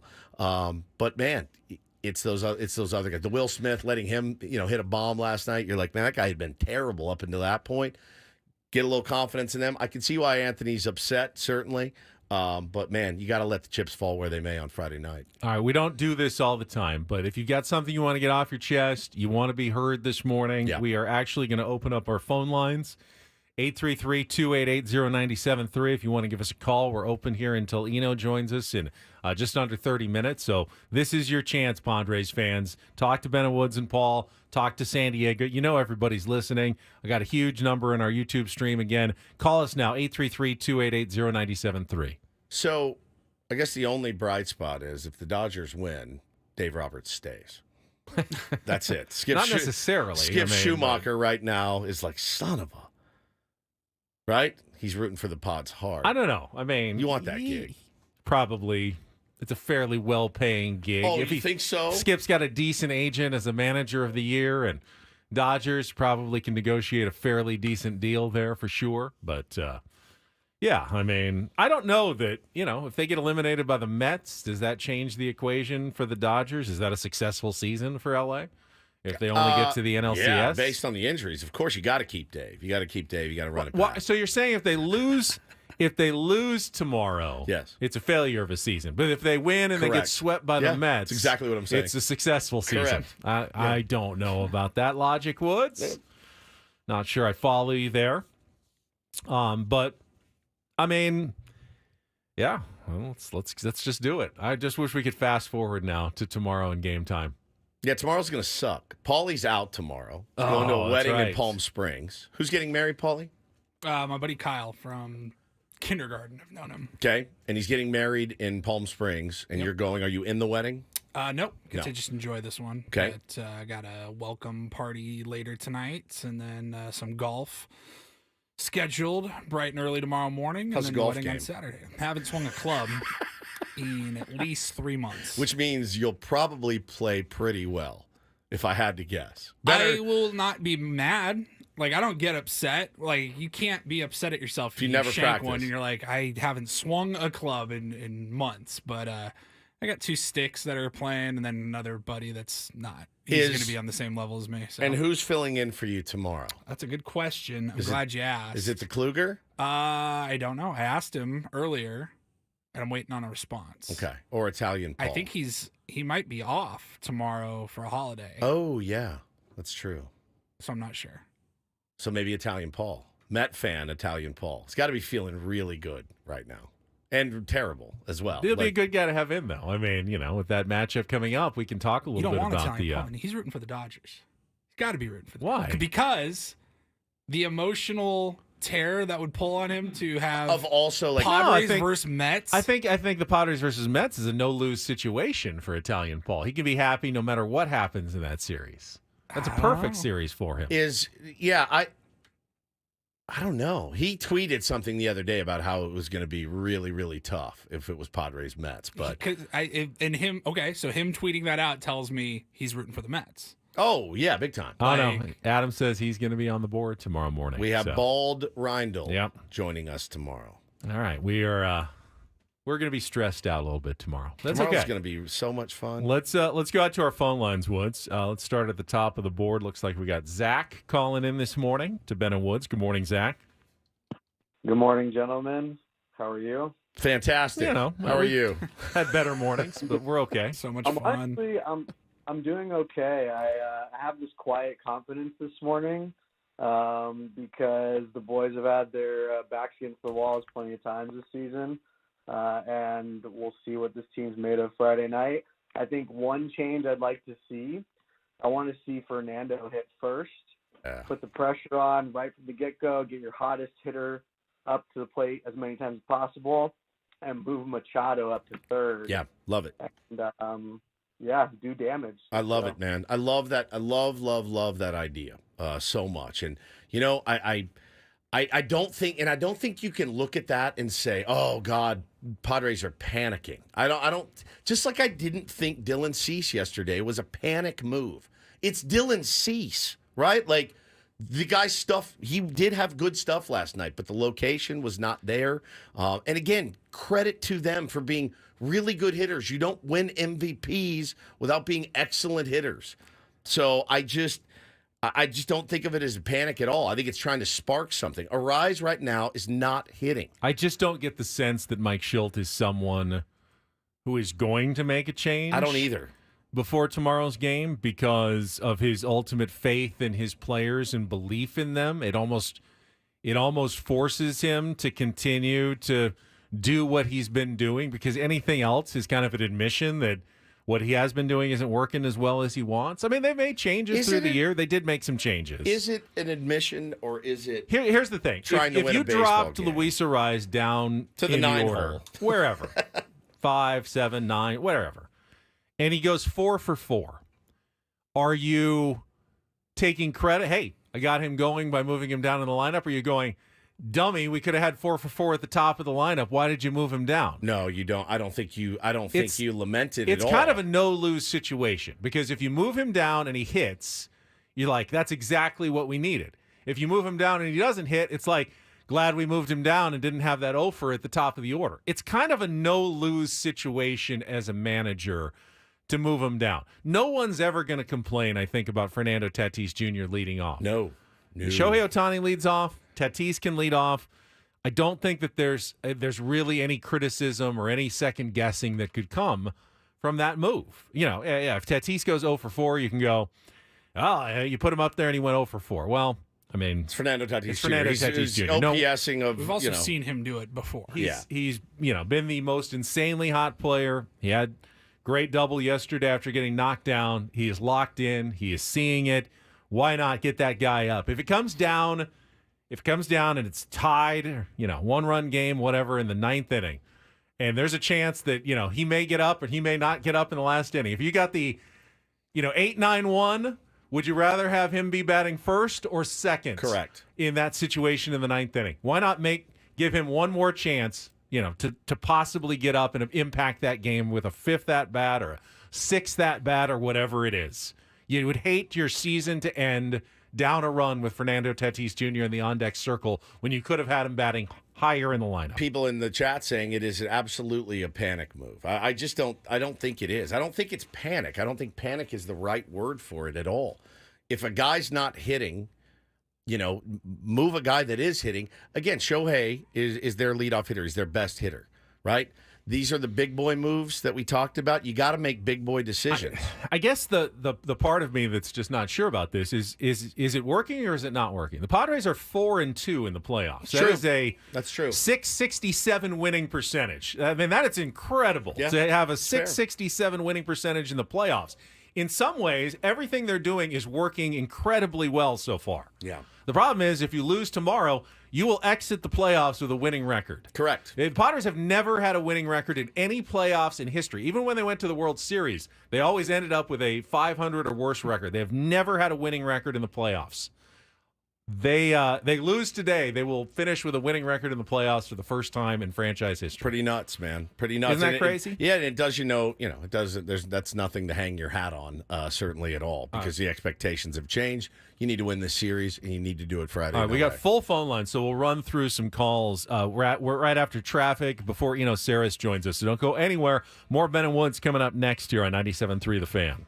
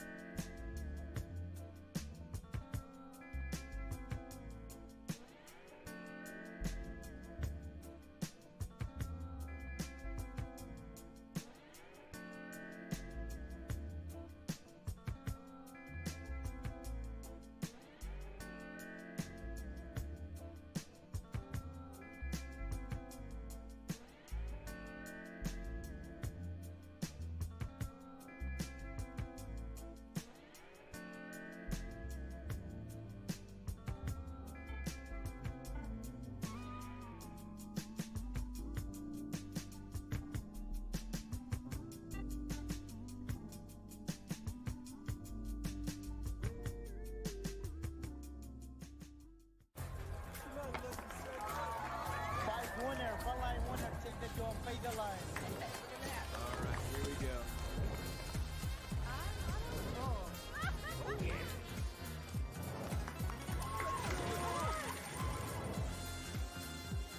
Black 17 on. That is fine. No. All right, hit me. Hamul Casino. Fun above all else.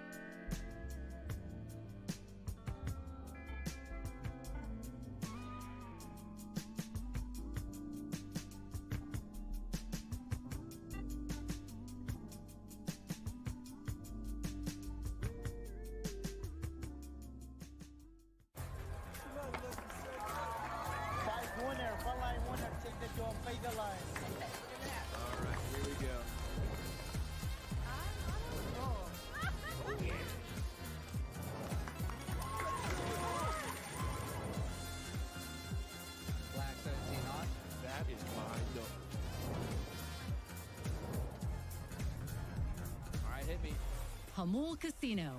Fun above all else.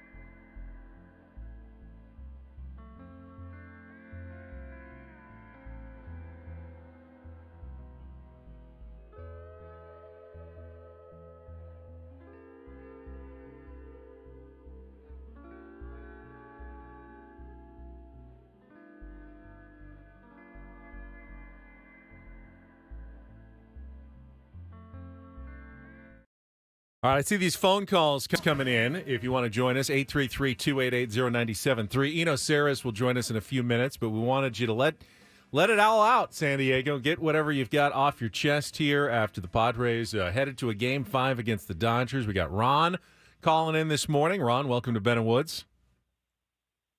Good morning, fellas. How's it going? Good, man. How you doing?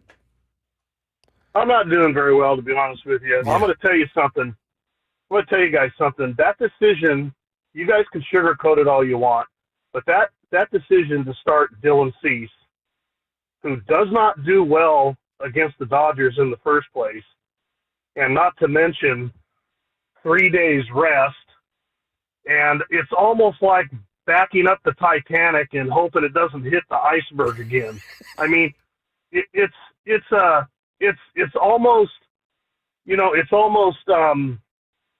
I honestly, you know, Martin Perez helped the Padres get to where they are today, and why you would not start that guy with all the rest that he's had, and you know, give him a shot with a short leash, just like you did Dylan Cease. And in my opinion, the Padres were defeated in that first inning. They were all sitting on the bench. They had their heads down, and this did nothing but give the Dodgers all the momentum going into Friday. That's fair. I mean, it's a fair point you make, man. I mean, you pointed out the numbers. Martin Perez against the Dodgers has been horrible. Now, he didn't face him with the Padres, but they faced him in his career many times. They're hitting 400 you said against him? Yeah. 397. OPS is over 1,100.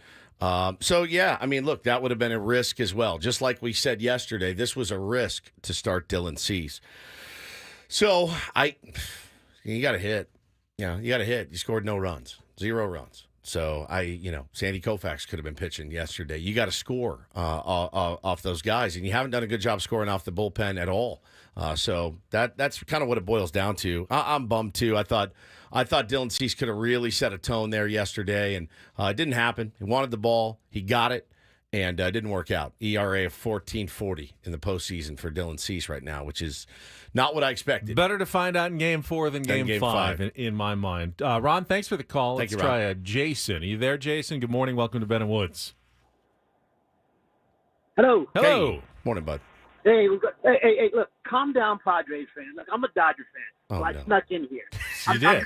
I'm coming to gloat a little bit. Sure. But because I loved how eerily quiet it was in Petco Park last night, and nobody's dancing around. But calm down, Padres fan. Let me tell you this from a Dodger fan working in San Diego County.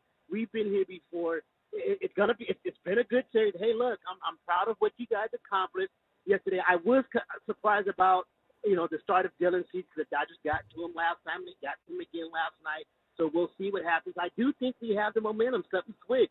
Mookie hitting, and I think tomorrow night Shohei is gonna really earn that deferred money that he's gonna be getting. But Shohei is gonna earn it. I think he's gonna earn. I think the Padres have been pitching him very, very well. I've been impressed at some of the method they used in shutting Shohei down. But look, moving Max Muncy to first, I think he's more comfortable at first base with Freddie Freeman out and everything else. But it's going to be a good series. But calm down, Padres fans. Don't jump off the ship yet. Don't jump off the Coronado Bridge. Let's see how Game 5 plays out. Although I do think the Dodgers will be victorious. But you guys, there's still a little bit of hope. But I have to call and gloat a little bit. Well, hey, listen, you've earned that right to do so. You're always pretty reasonable welcome. take, though, Very from a Dodger fan. Yeah. Losing Freddie Freeman, you can go, well, Apparently, Freddie was the problem all along for the Dodgers. Chris Taylor went 0 for 4. I mean, they're a worse lineup without Freddie Freeman. Big time. And we'll see if 2 days of rest will help him get back into the lineup or if he's now unavailable going forward. Obviously, that landing, on the base, trying to catch that did not help the situation for Freddie Freeman with the ankle going forward. And if he can't play, it's definitely good for the Padres. Yes. No doubt about that in my mind. Absolutely right. Let's get one more in here. Let's try Josh. You there, Josh? Hey, fellas. How's it going? Good, buddy. How you doing? State your fandom first. Yeah. we need an automatic filter, I think. I'm a true brown and gold. Don't worry. You may proceed. I'm obviously upset. I'm not too worried. I think our boys are going to pull through. I'm more disappointed in the fans last night. I was listening in, and it was quiet. Like, Game 2, Dodgers were down 10-1, and they were losing their minds. The fact that Petco was so quiet, I listened to a lot of different podcasts and shows and about random sports and stuff, and a lot of their talks about the Padres, they're saying, they're genuinely shocked that Petco is so loud and our fandom is so passionate, and I didn't see it last night. And, if we make it to the championship series, our fans can't, they got to pipe up. And, It's fair. I just don't know. It's not football, Josh. Thanks for the call. It's not football. There's no really opportunity. It feels forced. If you're all of a sudden just standing up and screaming when the count's, 2-0 in the top of the second inning and nobody's on base, that's not how baseball works. You need things to cheer. You need runners on base. You need 2 strikes. You need situations to get loud for. It's not simply, it's 3rd and 7, and you're yelling to make sure the quarterback can't hear the signal. It's the chicken and the egg, man. I was at the game the other night. I went to the 6-5 victory game. I didn't make a sound when the Padres were pitching. Not a sound. Right? Like I stared at the ground. That's how I fan. I'm a wreck. When we got a knock, I cheered. When we struck somebody out, I cheered, right? But I was really, really quiet, and that was a really, really tight game as well. Last night was not a tight game. It's the chicken and the egg. I was at Dodger Stadium in game Saturday. It was really loud in there when they won. When they rallied and they won, really loud. Silent when the Padres, won 10-2. It was silent in there. There was no one making any noise. Yeah, so I think that's how baseball works. I think I disagree with his take that they were loud even when they were getting bodied. You were there in the house. It was quiet, and people were streaming for the streets as they absolutely should have. That's how baseball works. That's how baseball works. The Padres have to keep it close and give you reasons to cheer. That's that. They didn't yesterday. They didn't at all. Yeah. All right, we can go back to some phones in our 9 o'clock hour, but we'll take a break now. Some smart baseball with Eno Sarris coming up on a Thursday. That is next. I also have an update on our amazing rule idea, our DH idea that we got earlier. I'll share that with Eno as well coming up next on 97.3 The Fan.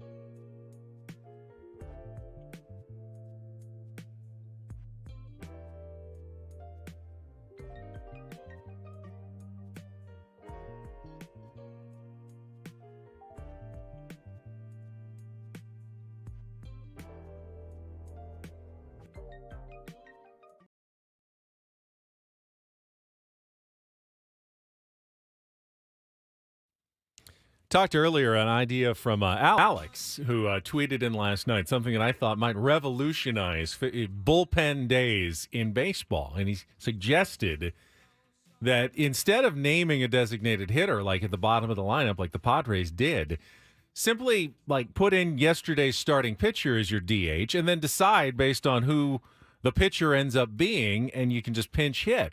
I have an update on that. I wanted to ask Eno about this because this to me is like that was the ultimate smart baseball move. They put a pin in it though. Well, I got a tweet, and I did not know this, from Scott, who said, I think Earl Weaver did this in the 70s, but MLB didn't like it and made a rule against it. As I recall, the rule is you can't pinch hit for the designated hitter unless a pitching change has been made. So if the Padres started a pitcher at DH, they would have to hit if the Dodgers hadn't made a change. It just blew up the whole idea that we loved.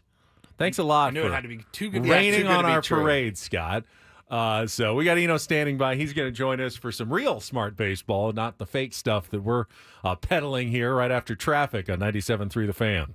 From the 97.3 The Fan Traffic Center, here's Kelly Danick. Traffic is sponsored by Ulta Beauty. Got a few problems here, guys. Westbound 52, right before the 15, we have reports of a work truck that is stalled over the right shoulder. And watch out for some tire tread reported in the two left lanes. That's West 52 before the 15.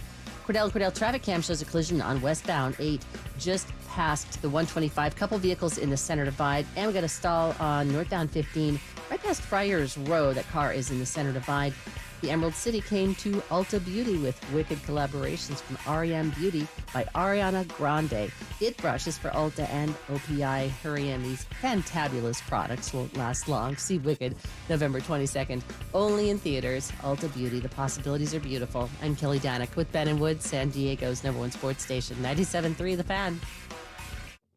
It's time for the super polished, yet to be named Smart Baseball Weekly segment with Eno Sarris, son of a bitch. Brought to you by 7 Mile Casino, just 7 minutes from the ballpark by the bay in Chula Vista. Here's Eno Sarris with Ben and Woods on 97.3 The Fan. And what I love about this segment with Eno every week from The Athletic is really smart baseball is about finding little tiny ways to increase your likelihood, small margins. And I don't know if that rule, is still on the books or not, but, just got a way to attack a bullpen game just a little bit differently. I love that we have people who think about these things to find out how you can maybe get one more at bat, righty against a lefty in a situation, because maybe one day it makes a difference. Yeah, you also lose your DH, right? No, you don't, because you're just starting the DH as a D. You're naming like Michael King was your DH yesterday, and then when he actually comes up in the lineup, you just replace him with whoever you really wanted to be the DH, and then they go on to be the DH for the next part of the game. You're not putting anyone in the field, so you don't lose your DH. Oh, you lose the DH when you put the guy in the field. Yeah. But as long as you weren't ever going to use that person that you named the DH, I thought that's perfect. But they said maybe Major League Baseball had a rule against it in the 70s because Earl Weaver, of course, tried it. Yeah, I'd like to legislate the bullpen game out of existence. Oh, so much, man. So especially after watching last night, and I've been on Dave Roberts a lot, and not just because of his postseason record and moves and things like that. He's made some mistakes. When you have that many playoff games, you're going to make mistakes, and they're going to be magnified when you're in LA.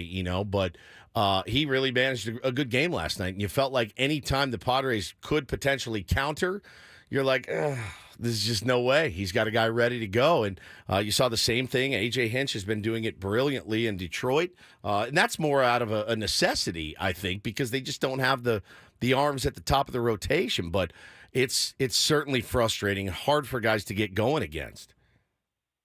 Yeah, it's just a different look every time you get to the plate.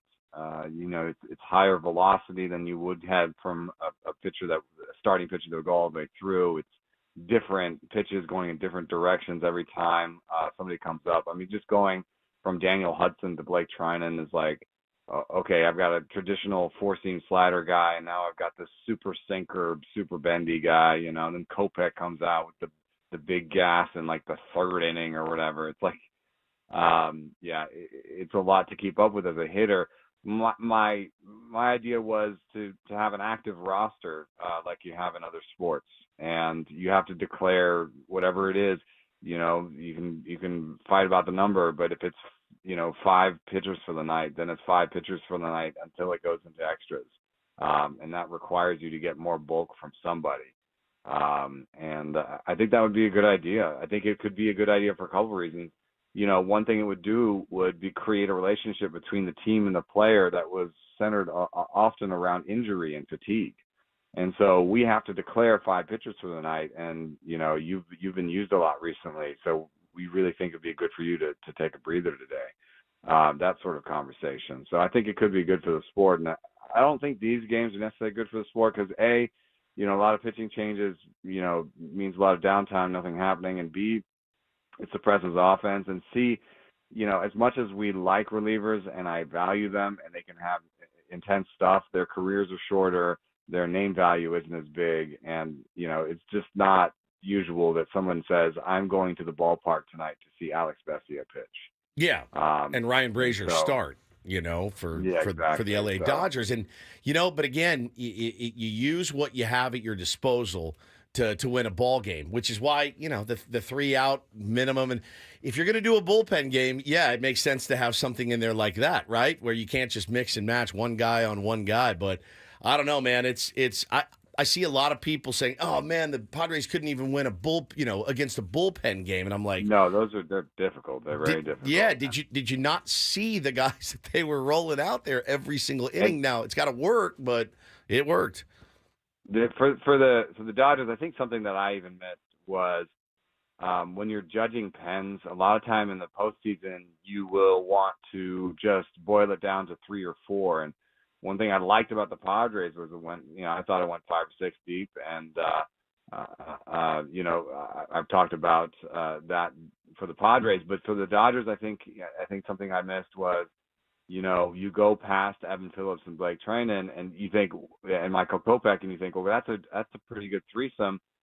Do they have the depth? And I think last night they proved that they pretty much have the depth in the bullpen. And Evan Phillips was their closer last year, and so he's a perfect guy to bring on for a string of righties, especially with his sweeper. So, that was a good thing. The only thing that is good for the Dodgers in respect to what happened last night, and the only reason, one of the reasons that this isn't done more often during the regular season, is because of fatigue and the fact that there's a game tomorrow. There's another game. Now, they get the day off, but the thing that the Padres can do, or the hitters will have done, is they will have seen all of these pitchers recently, this series, this week. And one thing that happens is you start to see the shapes that they throw, and you just become more comfortable with them. There's a study out there that shows that the more that a pitcher throws in a single series, the less effective they get.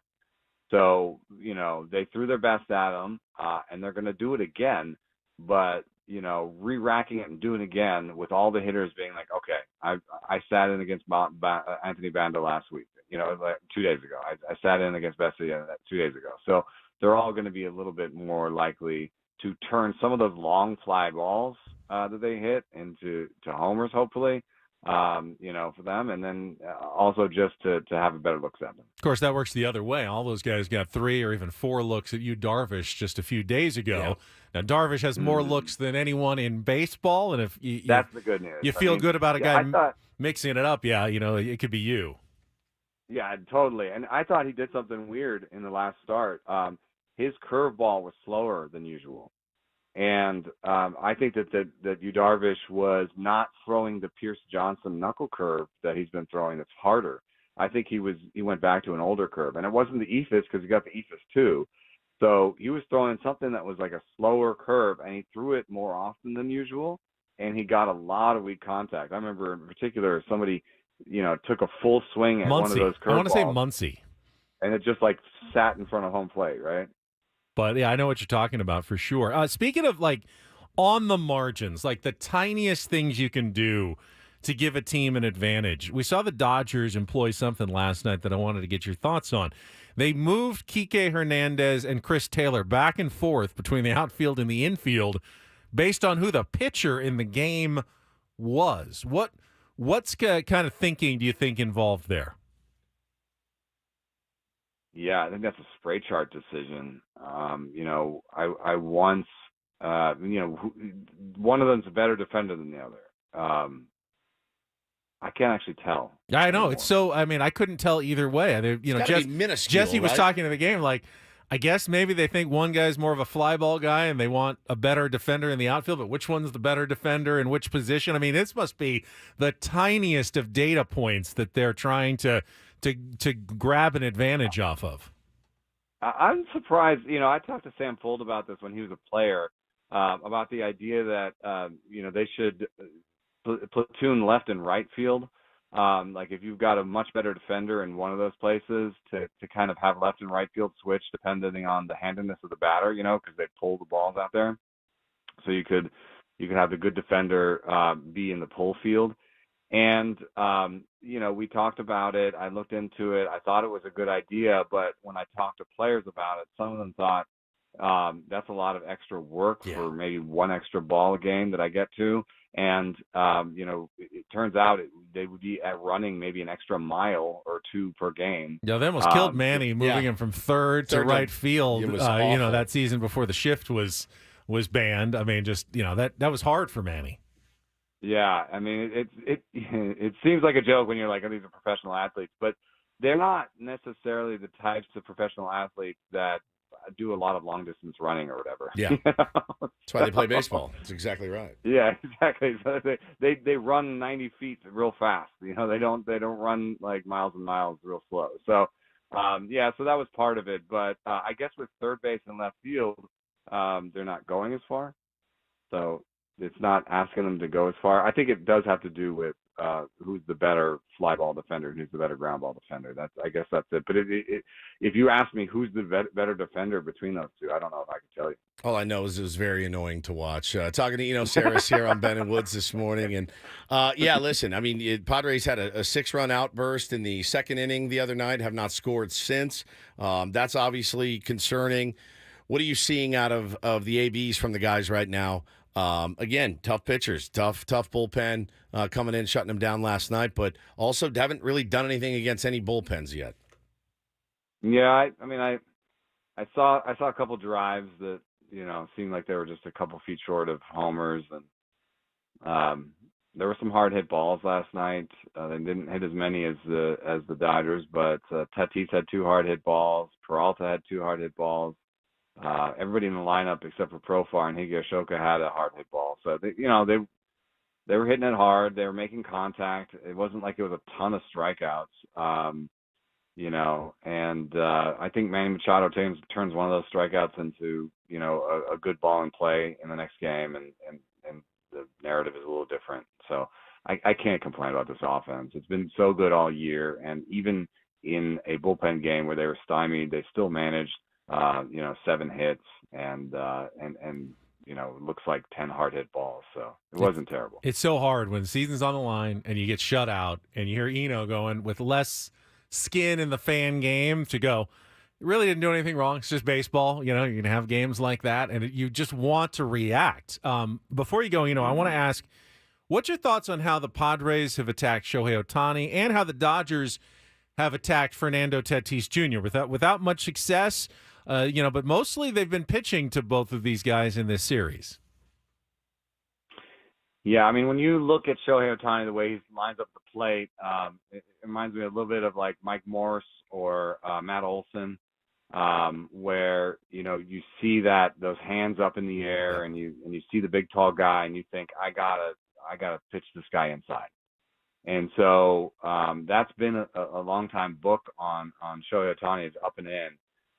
But the weird thing is Ohtani kind of steps in the bucket. He has that kind of almost like Ichiro aspect to his legs, and I think that allows him to pull his hands through really quickly, and so he can actually burn you on pitches up and in, and especially if your pitch up and in leaks out over the plate at all, he can get to that. So it's really hard with Ohtani. I think you kind of want to get him up and in, but you can't just do that over and over again, because then he'll anticipate what you're doing and pull through faster and do something on it. So that's why Dylan Cease threw him. I think it was Dylan Cease threw him. Somebody threw him a sweeper that he got a single on, and it was a right on left sweeper, and I was like, why would you do that?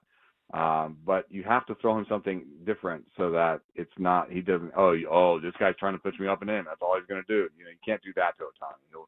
He'll have a way back. And Tatis, I think, is so good all over, that it's the same thing with him, that you have to just kind of rock back and forth. You have to kind of, you can't let him anticipate what you're doing to him. And you just kind of have to fill up the zone in different quadrants with different pitches and just keep him guessing. Because if he gets you right, then he's going to hit it out. Really hope that next week we're talking about a Padres-Mets National League Championship Series and not a Mets-Dodgers National League Championship Series, but we will find out one way or the other tomorrow night, and we will talk to you one way or another next Thursday. Thank you very much. Yeah, no problem. Thank you, All buddy. right, Smart Baseball with Eno Sarris, brought to you each week by 7 Mile Casino. Yeah, Eno says, I wish they didn't have bullpen games anymore. Well, I don't want to be the team that whines after, we had the layoff and we can't hit now. And can't get whooped on a bullpen day and then come on the next morning. Be like, we shouldn't do bullpen days. Yeah, I get that. It's like the DH murders you, and you're like, I want to go back to pitchers hitting. If I was a Reds fan, I was watching that Padres Dodgers game. It's annoying to see so many middle inning pitching changes the entire game. It's not the best quality of baseball when that happens. But listen, it is what it is. I'm not gonna. You got to. What does Mike Schultz say? Losers complain. Winners find solutions. Well, they got a chance to find a solution tomorrow. Paulie's got some Randall Report solutions coming up next here on The Fan.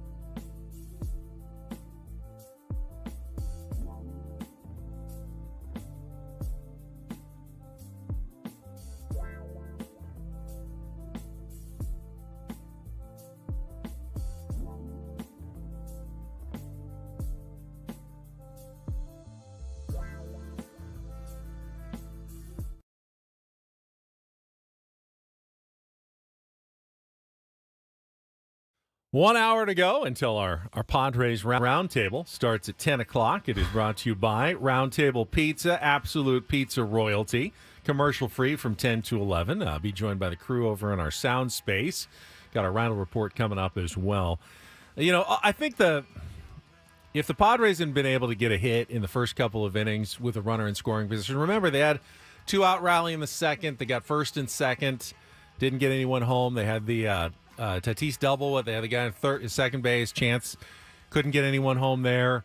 Might have been a different game. You just never put any pressure on the Dodgers. It's one thing to have your high leverage relievers coming in and putting up some zeros. I mean, they were going to get some 1, 2, 3 innings with those arms and how nasty they are.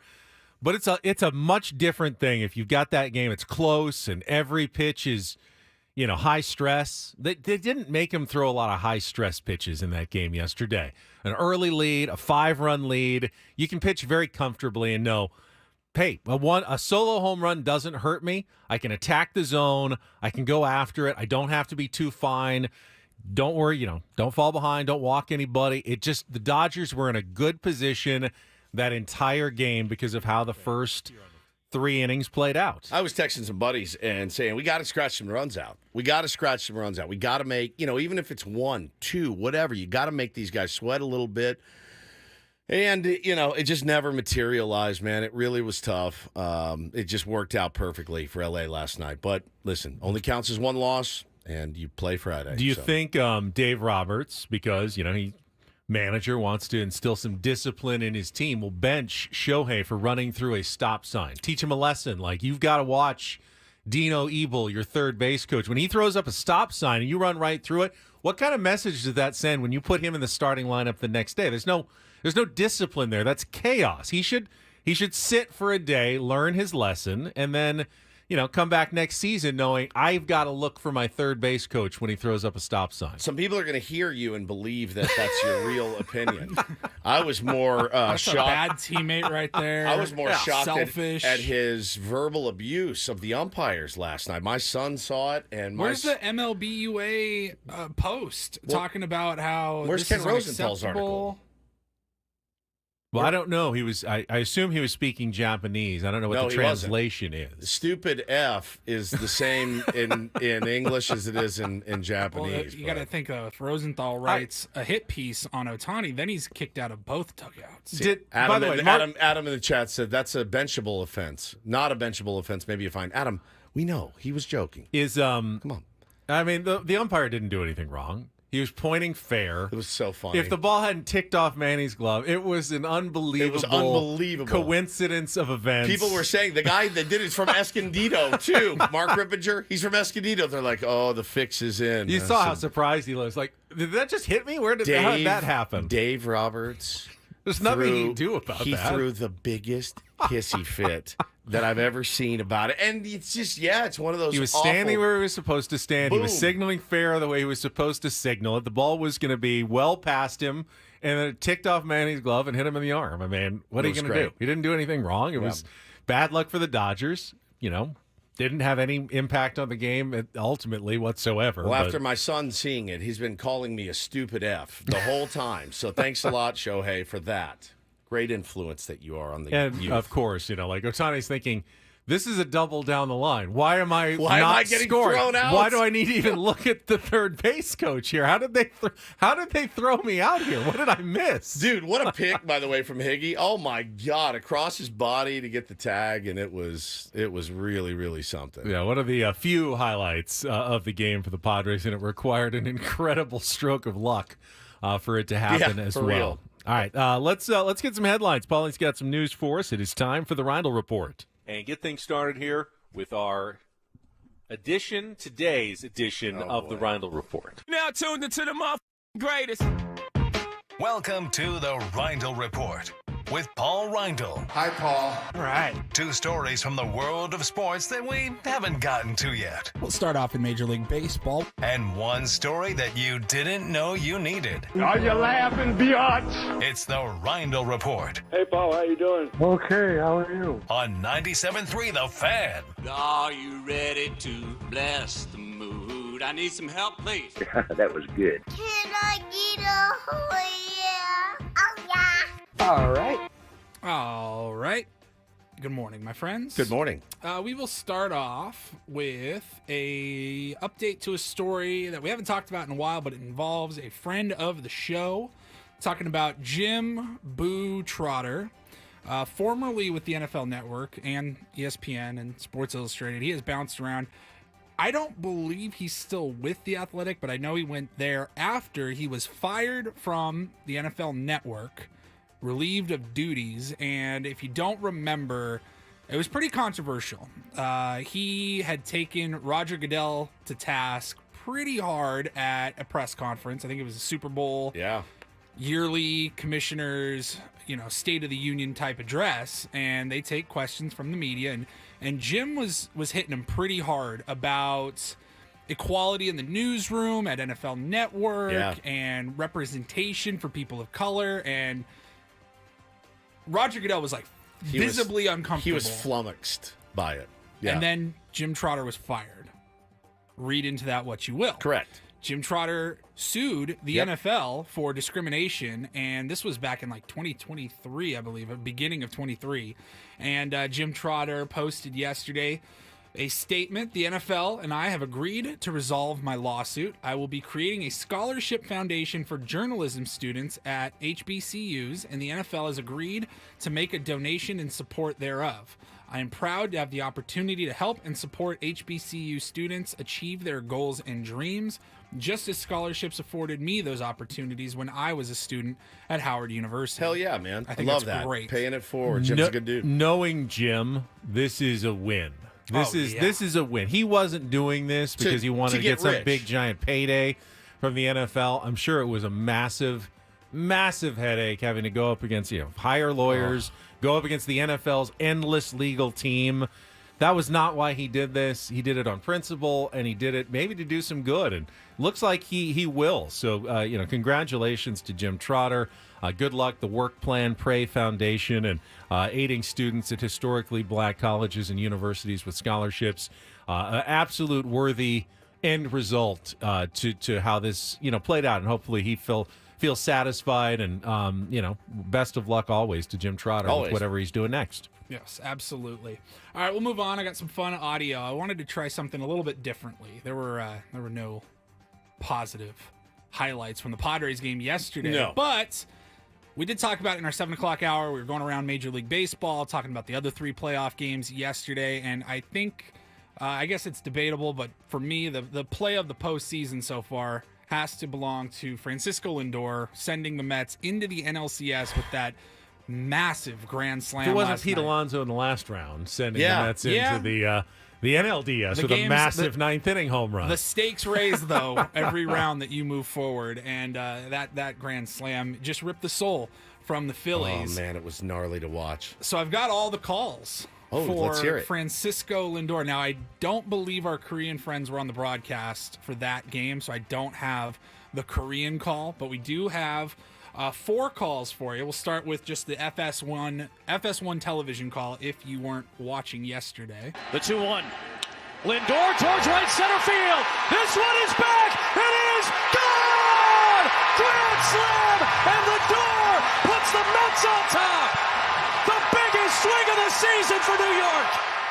Pretty good national call right Solid there. national Very call. good. You can only imagine Mets radio ramped it up just a little bit. This was their call yesterday.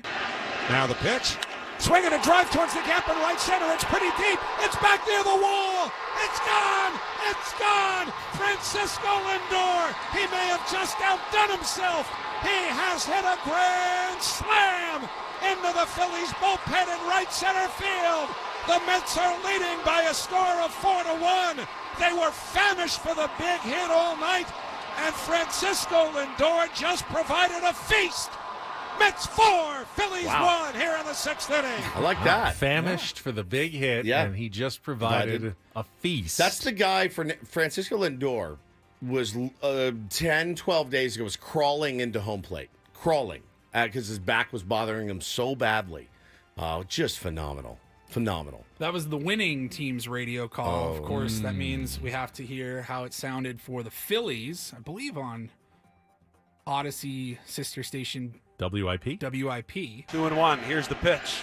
Swung on, belted, up the alley, right center, and that ball is gone. Francisco Lindor turns the game around. A grand slam for Lindor. Mets lead 4-1 here in the bottom of the sixth. Pretty straightforward. Usually a team hits a grand slam and they win. The Dodgers hit a grand slam, but they lost. That's true. Yeah. First time that's ever happened, I think, in the playoffs, right? I don't know if it's the first time. It's got to be What rare. was the there was a stat It was the other day. hitting a grand slam against a team that didn't score after the second inning. Yeah. And didn't score more than one inning and Yeah. still lose the game. Has never happened in baseball history.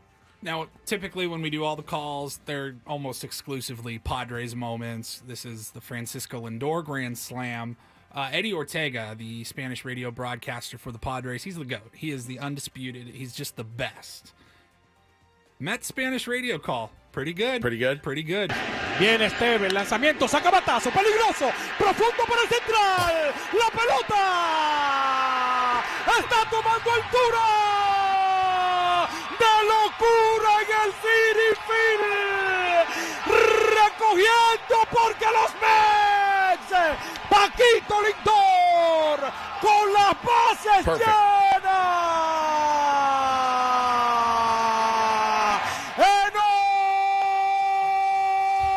Whoa. Good. Full soccer. I heard peligroso in the beginning. Dangerous. And then the grand slam. And, yeah, the long, extended call of, like, the goal. Really, But really, really good the grand call. slam. That was nice. That was well done. I wonder how many, in a city like New York, melting pot of the entire world. Yes. And you got fans, I'm sure the Yankees and Mets, tons of fans in many different languages. I wonder how many different languages they make their broadcasts somehow available in. What, like, it's worth having broadcasters From in, like, all different, yeah. like 10 or 12 different languages for, Probably a you good got idea. so many people in there that probably would love to hear the game in their native tongue. Yeah. I mean, if the Padres have 3 different languages at least of broadcasts, and Probably I'm surprised, is there not a 4. Japanese I think there's a Padres Japanese, isn't there? at some point? I don't know if we've heard that one. We hear Korean and Spanish and English all the time, but you could have Japanese as well. And I mean, the Mets have Kodai Senga, huge star in Japan as well, so it makes it worth it for people in Japan to be able to hear those games internationally. Just wondering, curious how many. Yeah, I don't know. I don't know if they do variations it there remotely, even from overseas, maybe. I'm not sure. There's only so many radio booths in a ballpark. You can't all be sitting up there. Just a list of international flags. Like, here we are. All right, here's the Dutch call. Oh, great. The Mets. Oh, Francisco. Here's what Lindor, it sounds right. like in Farsi. Oh, you got one more, Paulie? I do. It is spooky season, Oh, October, but it's actually not even when you get to October that you start seeing the Spirit Halloween stores going back up. That's like September, maybe even August. Now, yeah. You'll start seeing the empty storefronts and the Spirit Halloween sign goes up. And if you got kids, costumes, whatever that you need, that's the go-to. I always picture the executives at Spirit Halloween like licking their chops. Ooh, another Staples just went out of business. We are go, boys. It is time for Spirit Halloween. Move in. Did they get like in July, they're all on like beach vacations, like, I gotta get my ass back to work. August is here. Let's get the stores fired up. Do they like drive around looking for like box stores that are going out of business? Ooh, there's one we can take over. Oh, there's one we can take over. No, what is that? A Bed Bath and Beyond? No, Let's take it. That's us. So Spirit Halloween, you see like the memes and stuff. And The funniest. They're If we lose, you'll see it on Petco Park, Petco. Spirit If Halloween. they lose, Spirit- you'll see the Dodger Dodgers at Stadium. Spirit. 100%. By the way, I've seen it a billion times. Makes me laugh every year. Every single year, I'm like, yes, the Spirit Halloween memes are here. Well, here's the thing: Spirit Halloween, even just for a month or 2 months or whatever the length that they are open, it's such a success that Spirit Halloween is adding Spirit Christmas stores this year. Spirit Christmas. So, like, I was at Costco like in September, so like 2 weeks ago, and they had Christmas trees. All the Christmas decorations were already up. I'm like, it's not even October yet.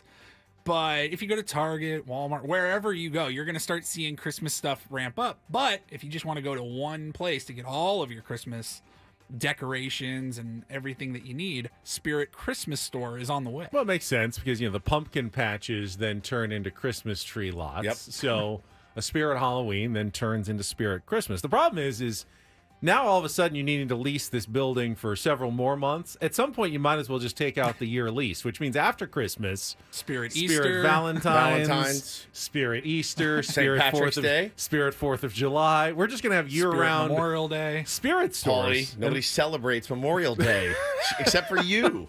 You're the only one. Zach says he can't wait for the Hawk Tua display at Spirit Christmas. I'm all the way in. Can we get her to Dodger Stadium? She is clearly a good luck charm, and I know she's really riding with the Mets right now. But I'll help. Get Hawk Tua girl in a Padres jersey. Spirit Arbor Day on Friday. I can see her being a fan of the Padres. They're fun, exciting. Right? Yeah. Not so fun or exciting. The Mets already have Grimace. They can't. How many bits do you need? You can't. They have the pumpkin too. They have the pumpkin. They have the playoff pumpkin. They have Jesus. Grimace. They have Hawk Tua. None of our bits are working anymore. Do we OMG squash this signs. roach now, or do we keep riding him? I'm riding. I think we ride. We got to ride with them. Sweet baby. But if things don't go our way, sacrificing that guy on Monday morning. Gonna exterminate That's him. sad. Oh, yeah. That would be a sad, sad moment in show history. I'm gonna throw him in a fire. That's my threat, by the way, to my kids. Do you know that? I'll throw 'em not in a them, fire? not them. Okay, let's give us. My bit is That's a little extreme. Not I'm them, gonna obviously. throw you Bo, in if you don't finish fire. your dinner. Call CPS if I ever do that. My bit to them, I don't know why, but I said it like 3 years ago, and I've been saying it since. If all this stuff isn't picked up off the floor, I'm going in the backyard, I'm lighting it on fire. Obviously, I never would. I don't even have a grill. I have a griddle. I'm going to griddle all of these Legos right now, or these shoes, or these socks. Can you imagine how hard it would be to clean up the griddle's griddles melted covered in plastic all over the dude. place? Get them all the time. Pick this stuff up, or I'm burning it all in the backyard right now. They're like, all right, man. They're like, do it. Do it. That was a Dare wild you. transition. It was. Air fryer it, Jay says. Oh, God. All right. Paulie, thank you. That was the Rindle report. We had a lot of success last hour, other than the Dodger call who got in with our phone Are we doing callers. more open phones? Yeah. Oh, my do God. I don't know if you want to get it off your chest. I'm willing to Somebody open them call back Adam up. over here and screen these calls. 833-288-0973 if you want to call us. We got a roundtable coming up at 10 o'clock. I think felt like a good interregnum between now and the roundtable if you want to call us. 833-288. Feels like a massive punt is what it feels 0973. Can we not come up with anything better?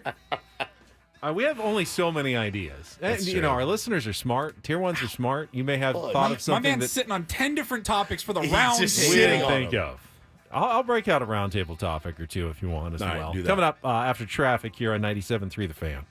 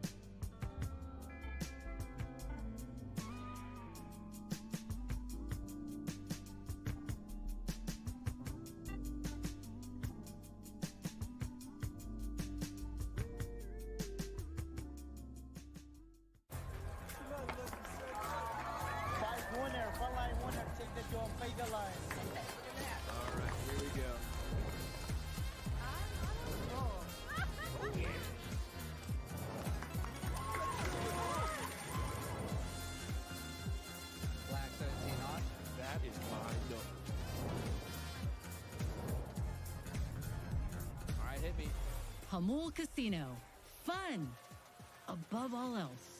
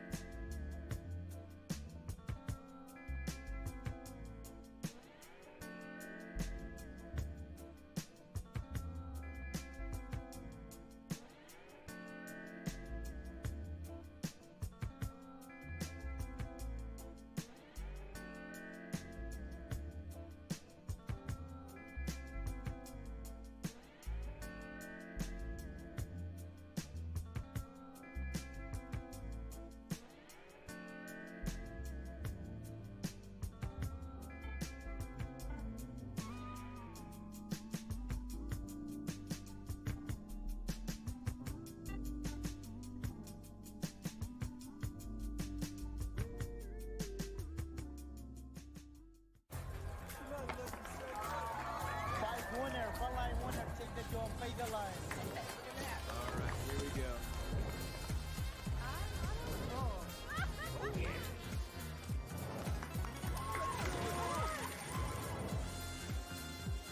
Black 17 on. That is my number. All right, hit me. Some people are tweeting or putting in the chat as well, Benny. They said, I feel better after listening to your show this morning. And I thank you for that. I feel worse. You feel worse. I do, man. I do. It's just how I'm wired. I just get nervous. Well, of course you're going to be nervous.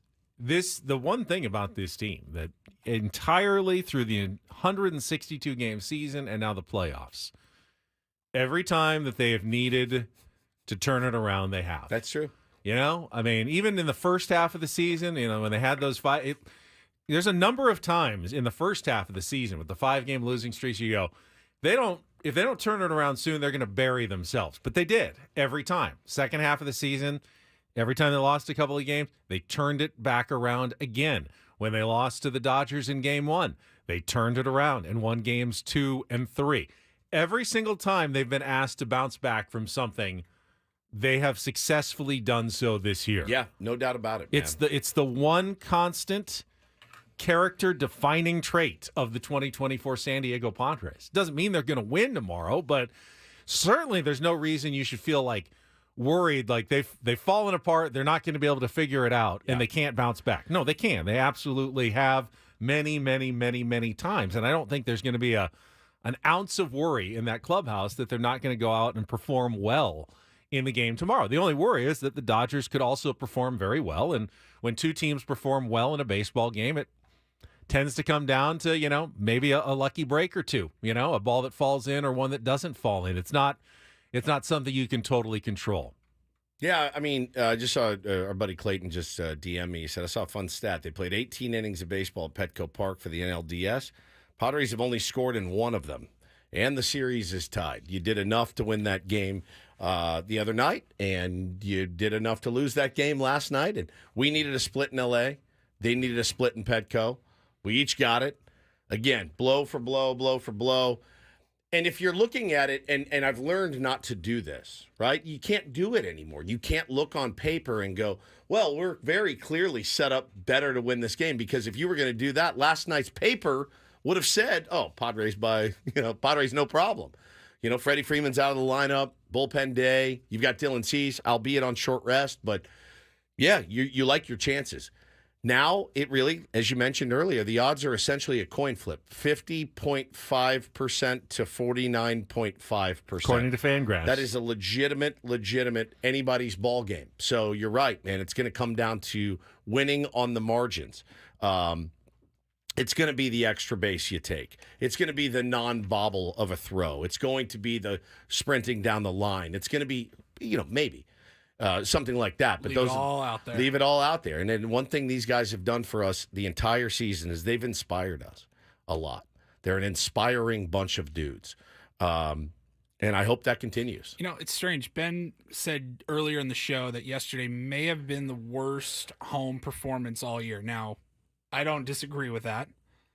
The NLDS in a clinching game, not a great time for that game to happen. Exactly. But the fact that we can pretty easily identify, that was probably the worst game they've played all year, at least at home. That tells me they haven't, this does not happen very often. Yeah, no doubt. They bounce back, and they bounce back well. And we say it was bad because they lost 8-0 and they didn't score. I mean, Eno Sarris told us there wasn't any real thing that he saw concerning in the offense. Every starter except Higashioka had a hard hit ball. They had 7 hits. It was bad. Xander did commit that error, which was not good, but it wasn't that he didn't get down. I don't know. Does it make a difference to you? You coach baseball now with your kids. If a kid gets down all the way to the ground and the ball jumps over his mitt, for me, that's less of an error than the one where you don't get down enough and it goes under your mitt. There's 6. Yeah, I know. But I don't chew any player out for an error ever. Right. Never. But I'm just saying. Never. I'm going to throw you in. If you make another error, I'm going to throw you in a fire. Xander definitely, he got a tough hop that got above his glove. Xander's got to make that play. Yeah. Come on. Should have been a double play. He's the first one to tell you that. I'm positive. Yeah. But it wasn't the old I nonchalanted it too much. He was down all the way down, and the ball bounced over his glove, not under his glove. Yes. So anyway, the only thing that got me a little emotional yesterday was the not knowing. Most seasons you go to Petco Park a bunch and you get to know, Frank in the elevator, the media elevator, and Bill and press box and Sandy at the gate that scans your pass when you go in. So Sandy's much. She's great. the sweetest angel I've ever met. People who work in the lunchroom there, and as I'm walking out, and I see everyone in the elevator, and I go, I will see you. Maybe I don't know. I hope I see you on Sunday for Game 1 of the NLCS, but it's possible I don't see you again until next April. I don't want to say goodbye. I mean, that doesn't make any sense. The season's not over. I can't say my goodbyes to you, but at the same time, I'm not guaranteed that I'm going to see you again for months and months and months. And that was the one thing that got me a little bit as I walked out. Am I walking out of Petco Park for the last time in, 6 months? Is that really going to... I just don't... That's why I came to this morning and felt somewhat calm and confident. I didn't feel like I was walking out of Petco Park for the last time in months. I feel like I'm going to be back very soon. That's why I think the Padres are going to get it done. Hope so. I think they get it done tomorrow. I hope so. And then we're all back there on Sunday, getting stressed all over again. Can't decide what I want to do for the game. Ryan Phillips, our buddy, tweeted, should we go do a watch party somewhere? And I thought about that. like go do like an unofficial watch party, like come drink with Ben and Woods. Paulie, you're going to be in Palm Springs, living it up out there. No, I'm Ben going to and be Woods, Ben and Woods watch party in Palm Springs with Paulie. Come on. We hang crashed Paulie the wedding. would like to see you at the wedding because you're off actually Friday night. It's like you've got a Thursday tonight. Yeah, Thursday. And then, tonight's like the welcome dinner and rehearsal. and then they've got nothing for you tomorrow. So you're on your own. Correct. You can host your own Ben and Woods Palm Springs watch party. I was looking at the MLB playoff schedule like a month ago, and I'm like, okay, if we get to the NLDS, probably won't have home field advantage. So Game 5, if necessary, going to be on the road. I should be good that Friday. And here we are. Here we are. But yeah, so I mean, I'll get to watch it at least. I'm not going to be like how are you sitting in gonna a watch? ceremony, but I mean, it's nationally televised. Like I could watch from our hotel room or go to a bar or something. Because the wedding's on Saturday. Correct. Okay. It's actually tomorrow's game. The other ones have been on FS1. Tomorrow's game is actually on Real Fox. So it'll be on in every hotel room, every TV that I've ever seen gets Fox, no matter where you are. So That's true. You should be able to watch the game no matter what tomorrow. That is absolutely true. Can't do anything about Joe Davis and John Smoltz. No. They will still be there, but you don't need a. Yeah, like at our TV station, my cable box doesn't get FS1. It's so annoying. I have to. What? Yeah, I mean, I can get the engineers to like call it up on a satellite and feed it to me, but my actual cable box does not get FS1 for some reason. So, but at Fox, yeah, you get that pretty much everywhere. All right, we're going to take our final timeout. Come back, last segment of Ben and Woods before the roundtable. I've got. I'll break out one of my roundtable topics for you a little bit early that you can speculate on when we come back on San Diego's #1 sports station, 97.3 The Fan.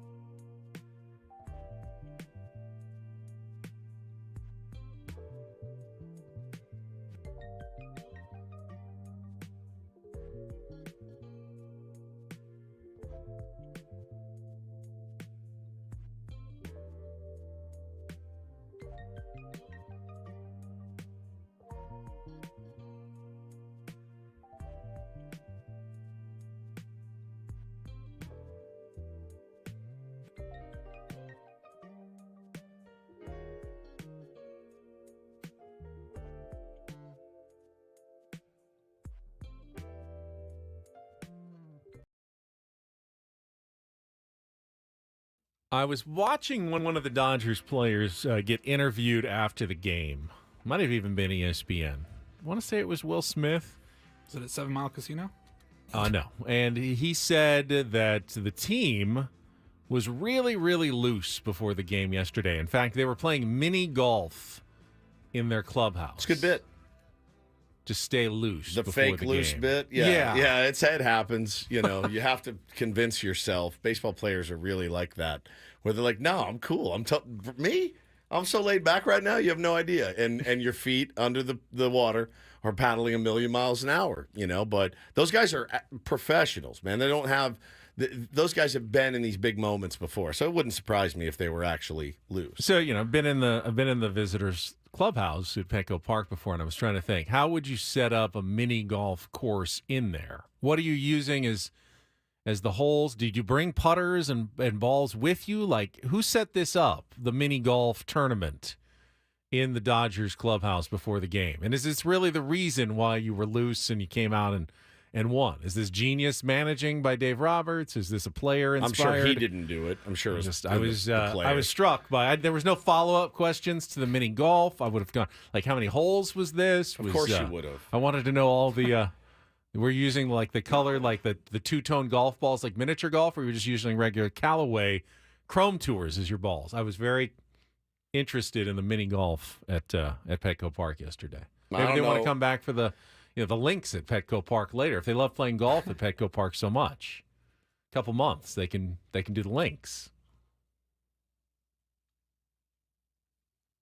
Is that your roundtable question? No, here's the roundtable question. Hour and 20 left. All right, here's the roundtable question, and I'll give you a second to think. How dare you leave me? I'll give you a second to think about it. How dare you? Give you a second to think about it. You want to come to Palm? You want to go golfing with you know me what? tomorrow? I'm taking tomorrow off. I'm going to Palm Springs with Paul. Here's the roundtable question. If you could go back and change one decision from the first 4 games of this series, presumably one made by Mike Schilt, but any decision from the first 4 games of this series, what would you go back and change?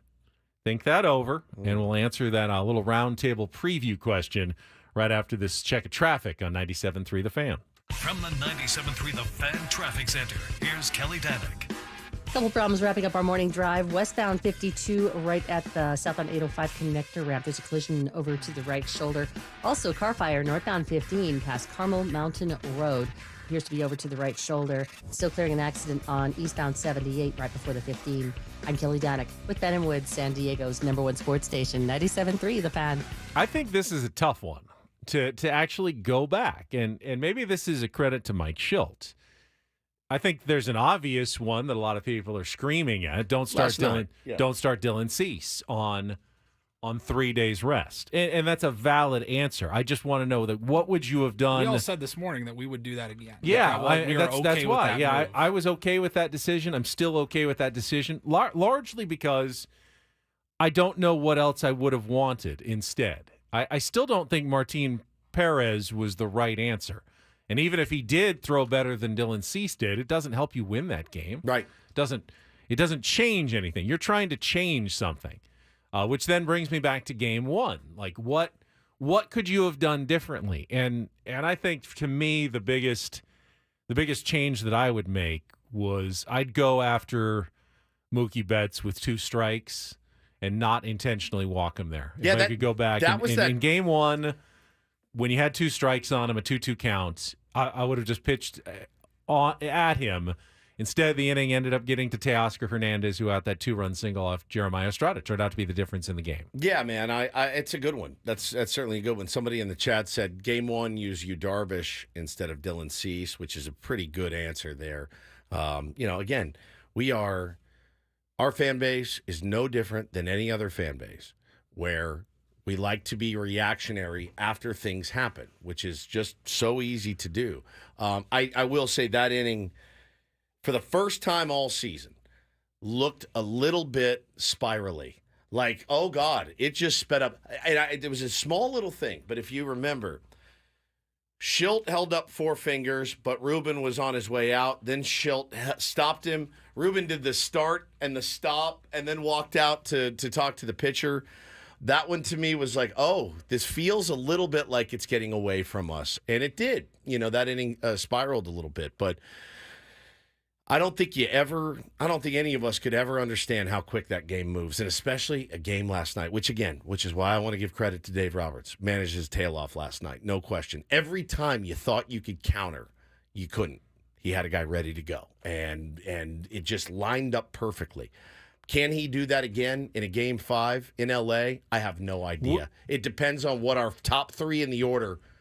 You can have all the plans in place you want, just like A.J. Hinch yesterday. If Jose Ramirez gets a knock in the first inning, the plan has to change, right? A big, drive in a run or whatever. Like, the plan's got to change. So it's really up to our offense, man, in the first inning to set the tone. And it's easy to say, well, when Shohei had a home run, I wish we had walked him. Well, obviously. But right. I'm talking about, like, legitimate, would you have done something differently? And would you have pitched Shohei any differently this series? They've actually handled him pretty well. He's 4 for 16 with 1 home run, 4 RBI. That's 250, man. Struck out 7 times, and he's walked twice. So that's a 250 average, 333 on base percentage. That's about as good as you can hope for. 438 slugging, and a 771 OPS. He's below 800. That's called containing Shohei Ohtani as well as any team has done all season long, essentially. Yeah. Bro, Michael Jordan's going to score. It's a matter of, is he going to score 55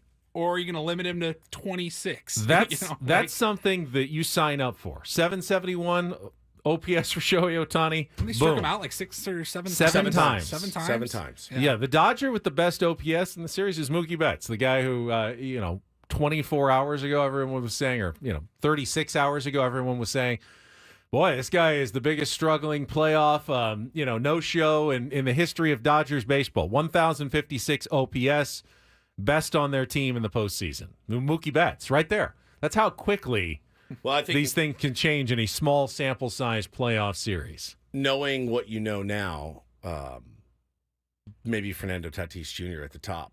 He's as locked in as I've ever seen him.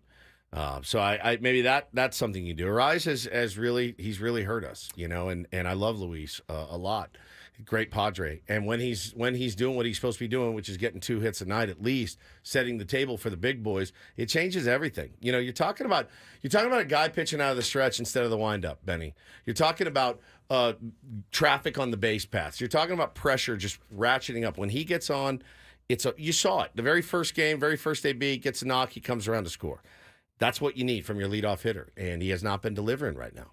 The tough thing about making a change before a game 5 and I'm not saying that the Padres should or shouldn't make a change in their lineup, but if you think there's a better way to score runs and give your team a better chance to win, why haven't you been doing it already? Yeah. What changed so much Because you're between 2-2, I guess. What changed so much though before yesterday and today? Because you went loss. No, yeah. Win.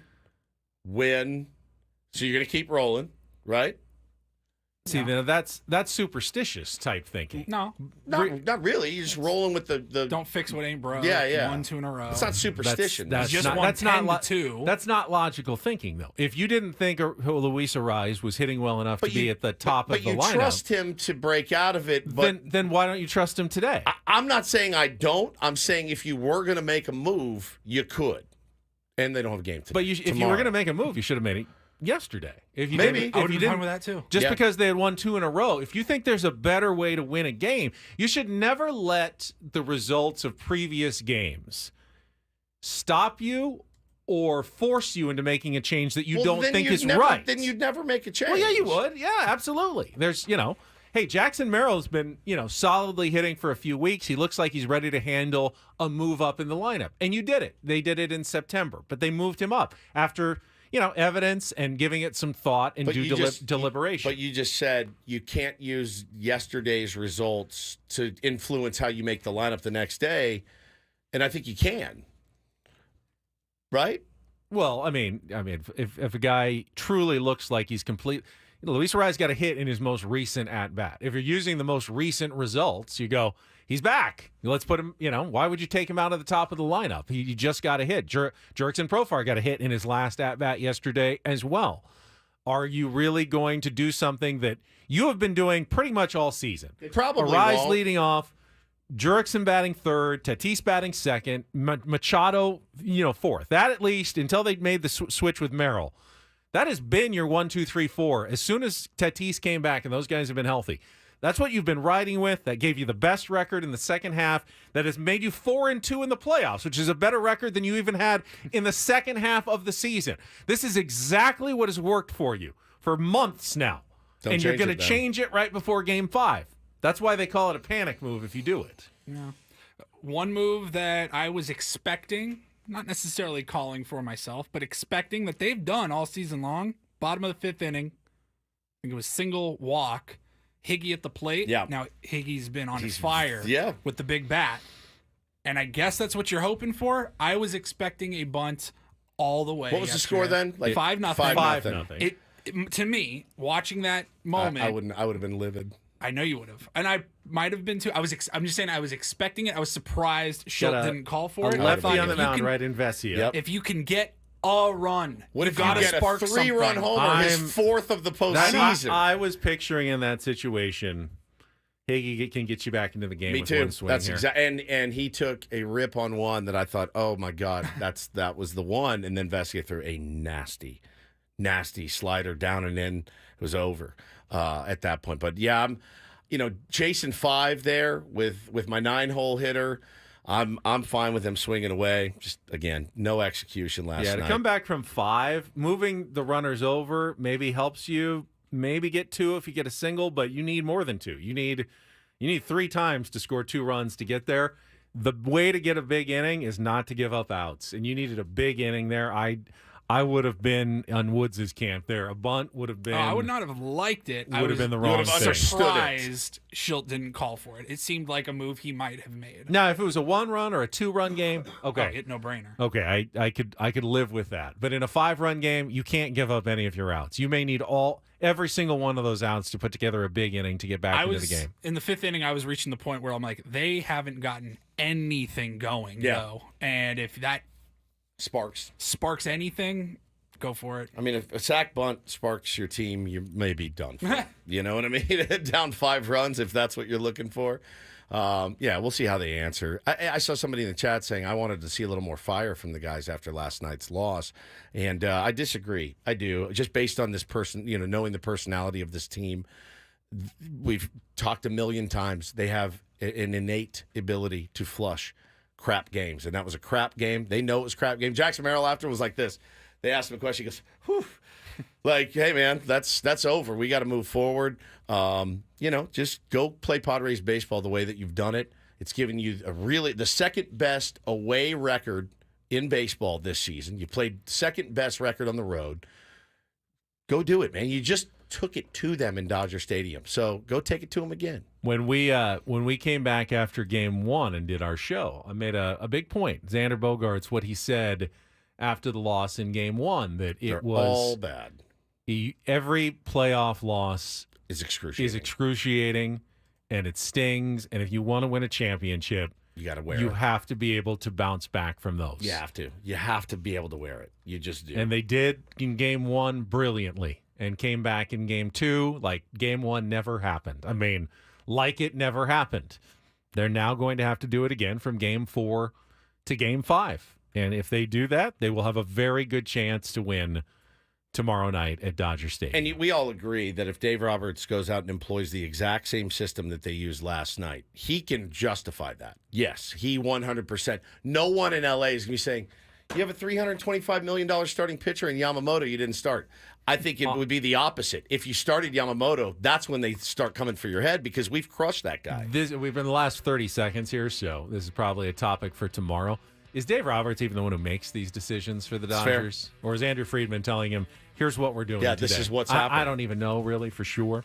I have my suspicions. We will have more discussion on the San Diego Padres on our roundtable. Paulie, enjoy your weekend in Palm Springs. Thanks, Come Paulie. back on Monday morning after Game 1 of the NLCS. Talk to you at 6 a.m. or next on the roundtable here on 97.3 The Fan. We'll be here tomorrow, too.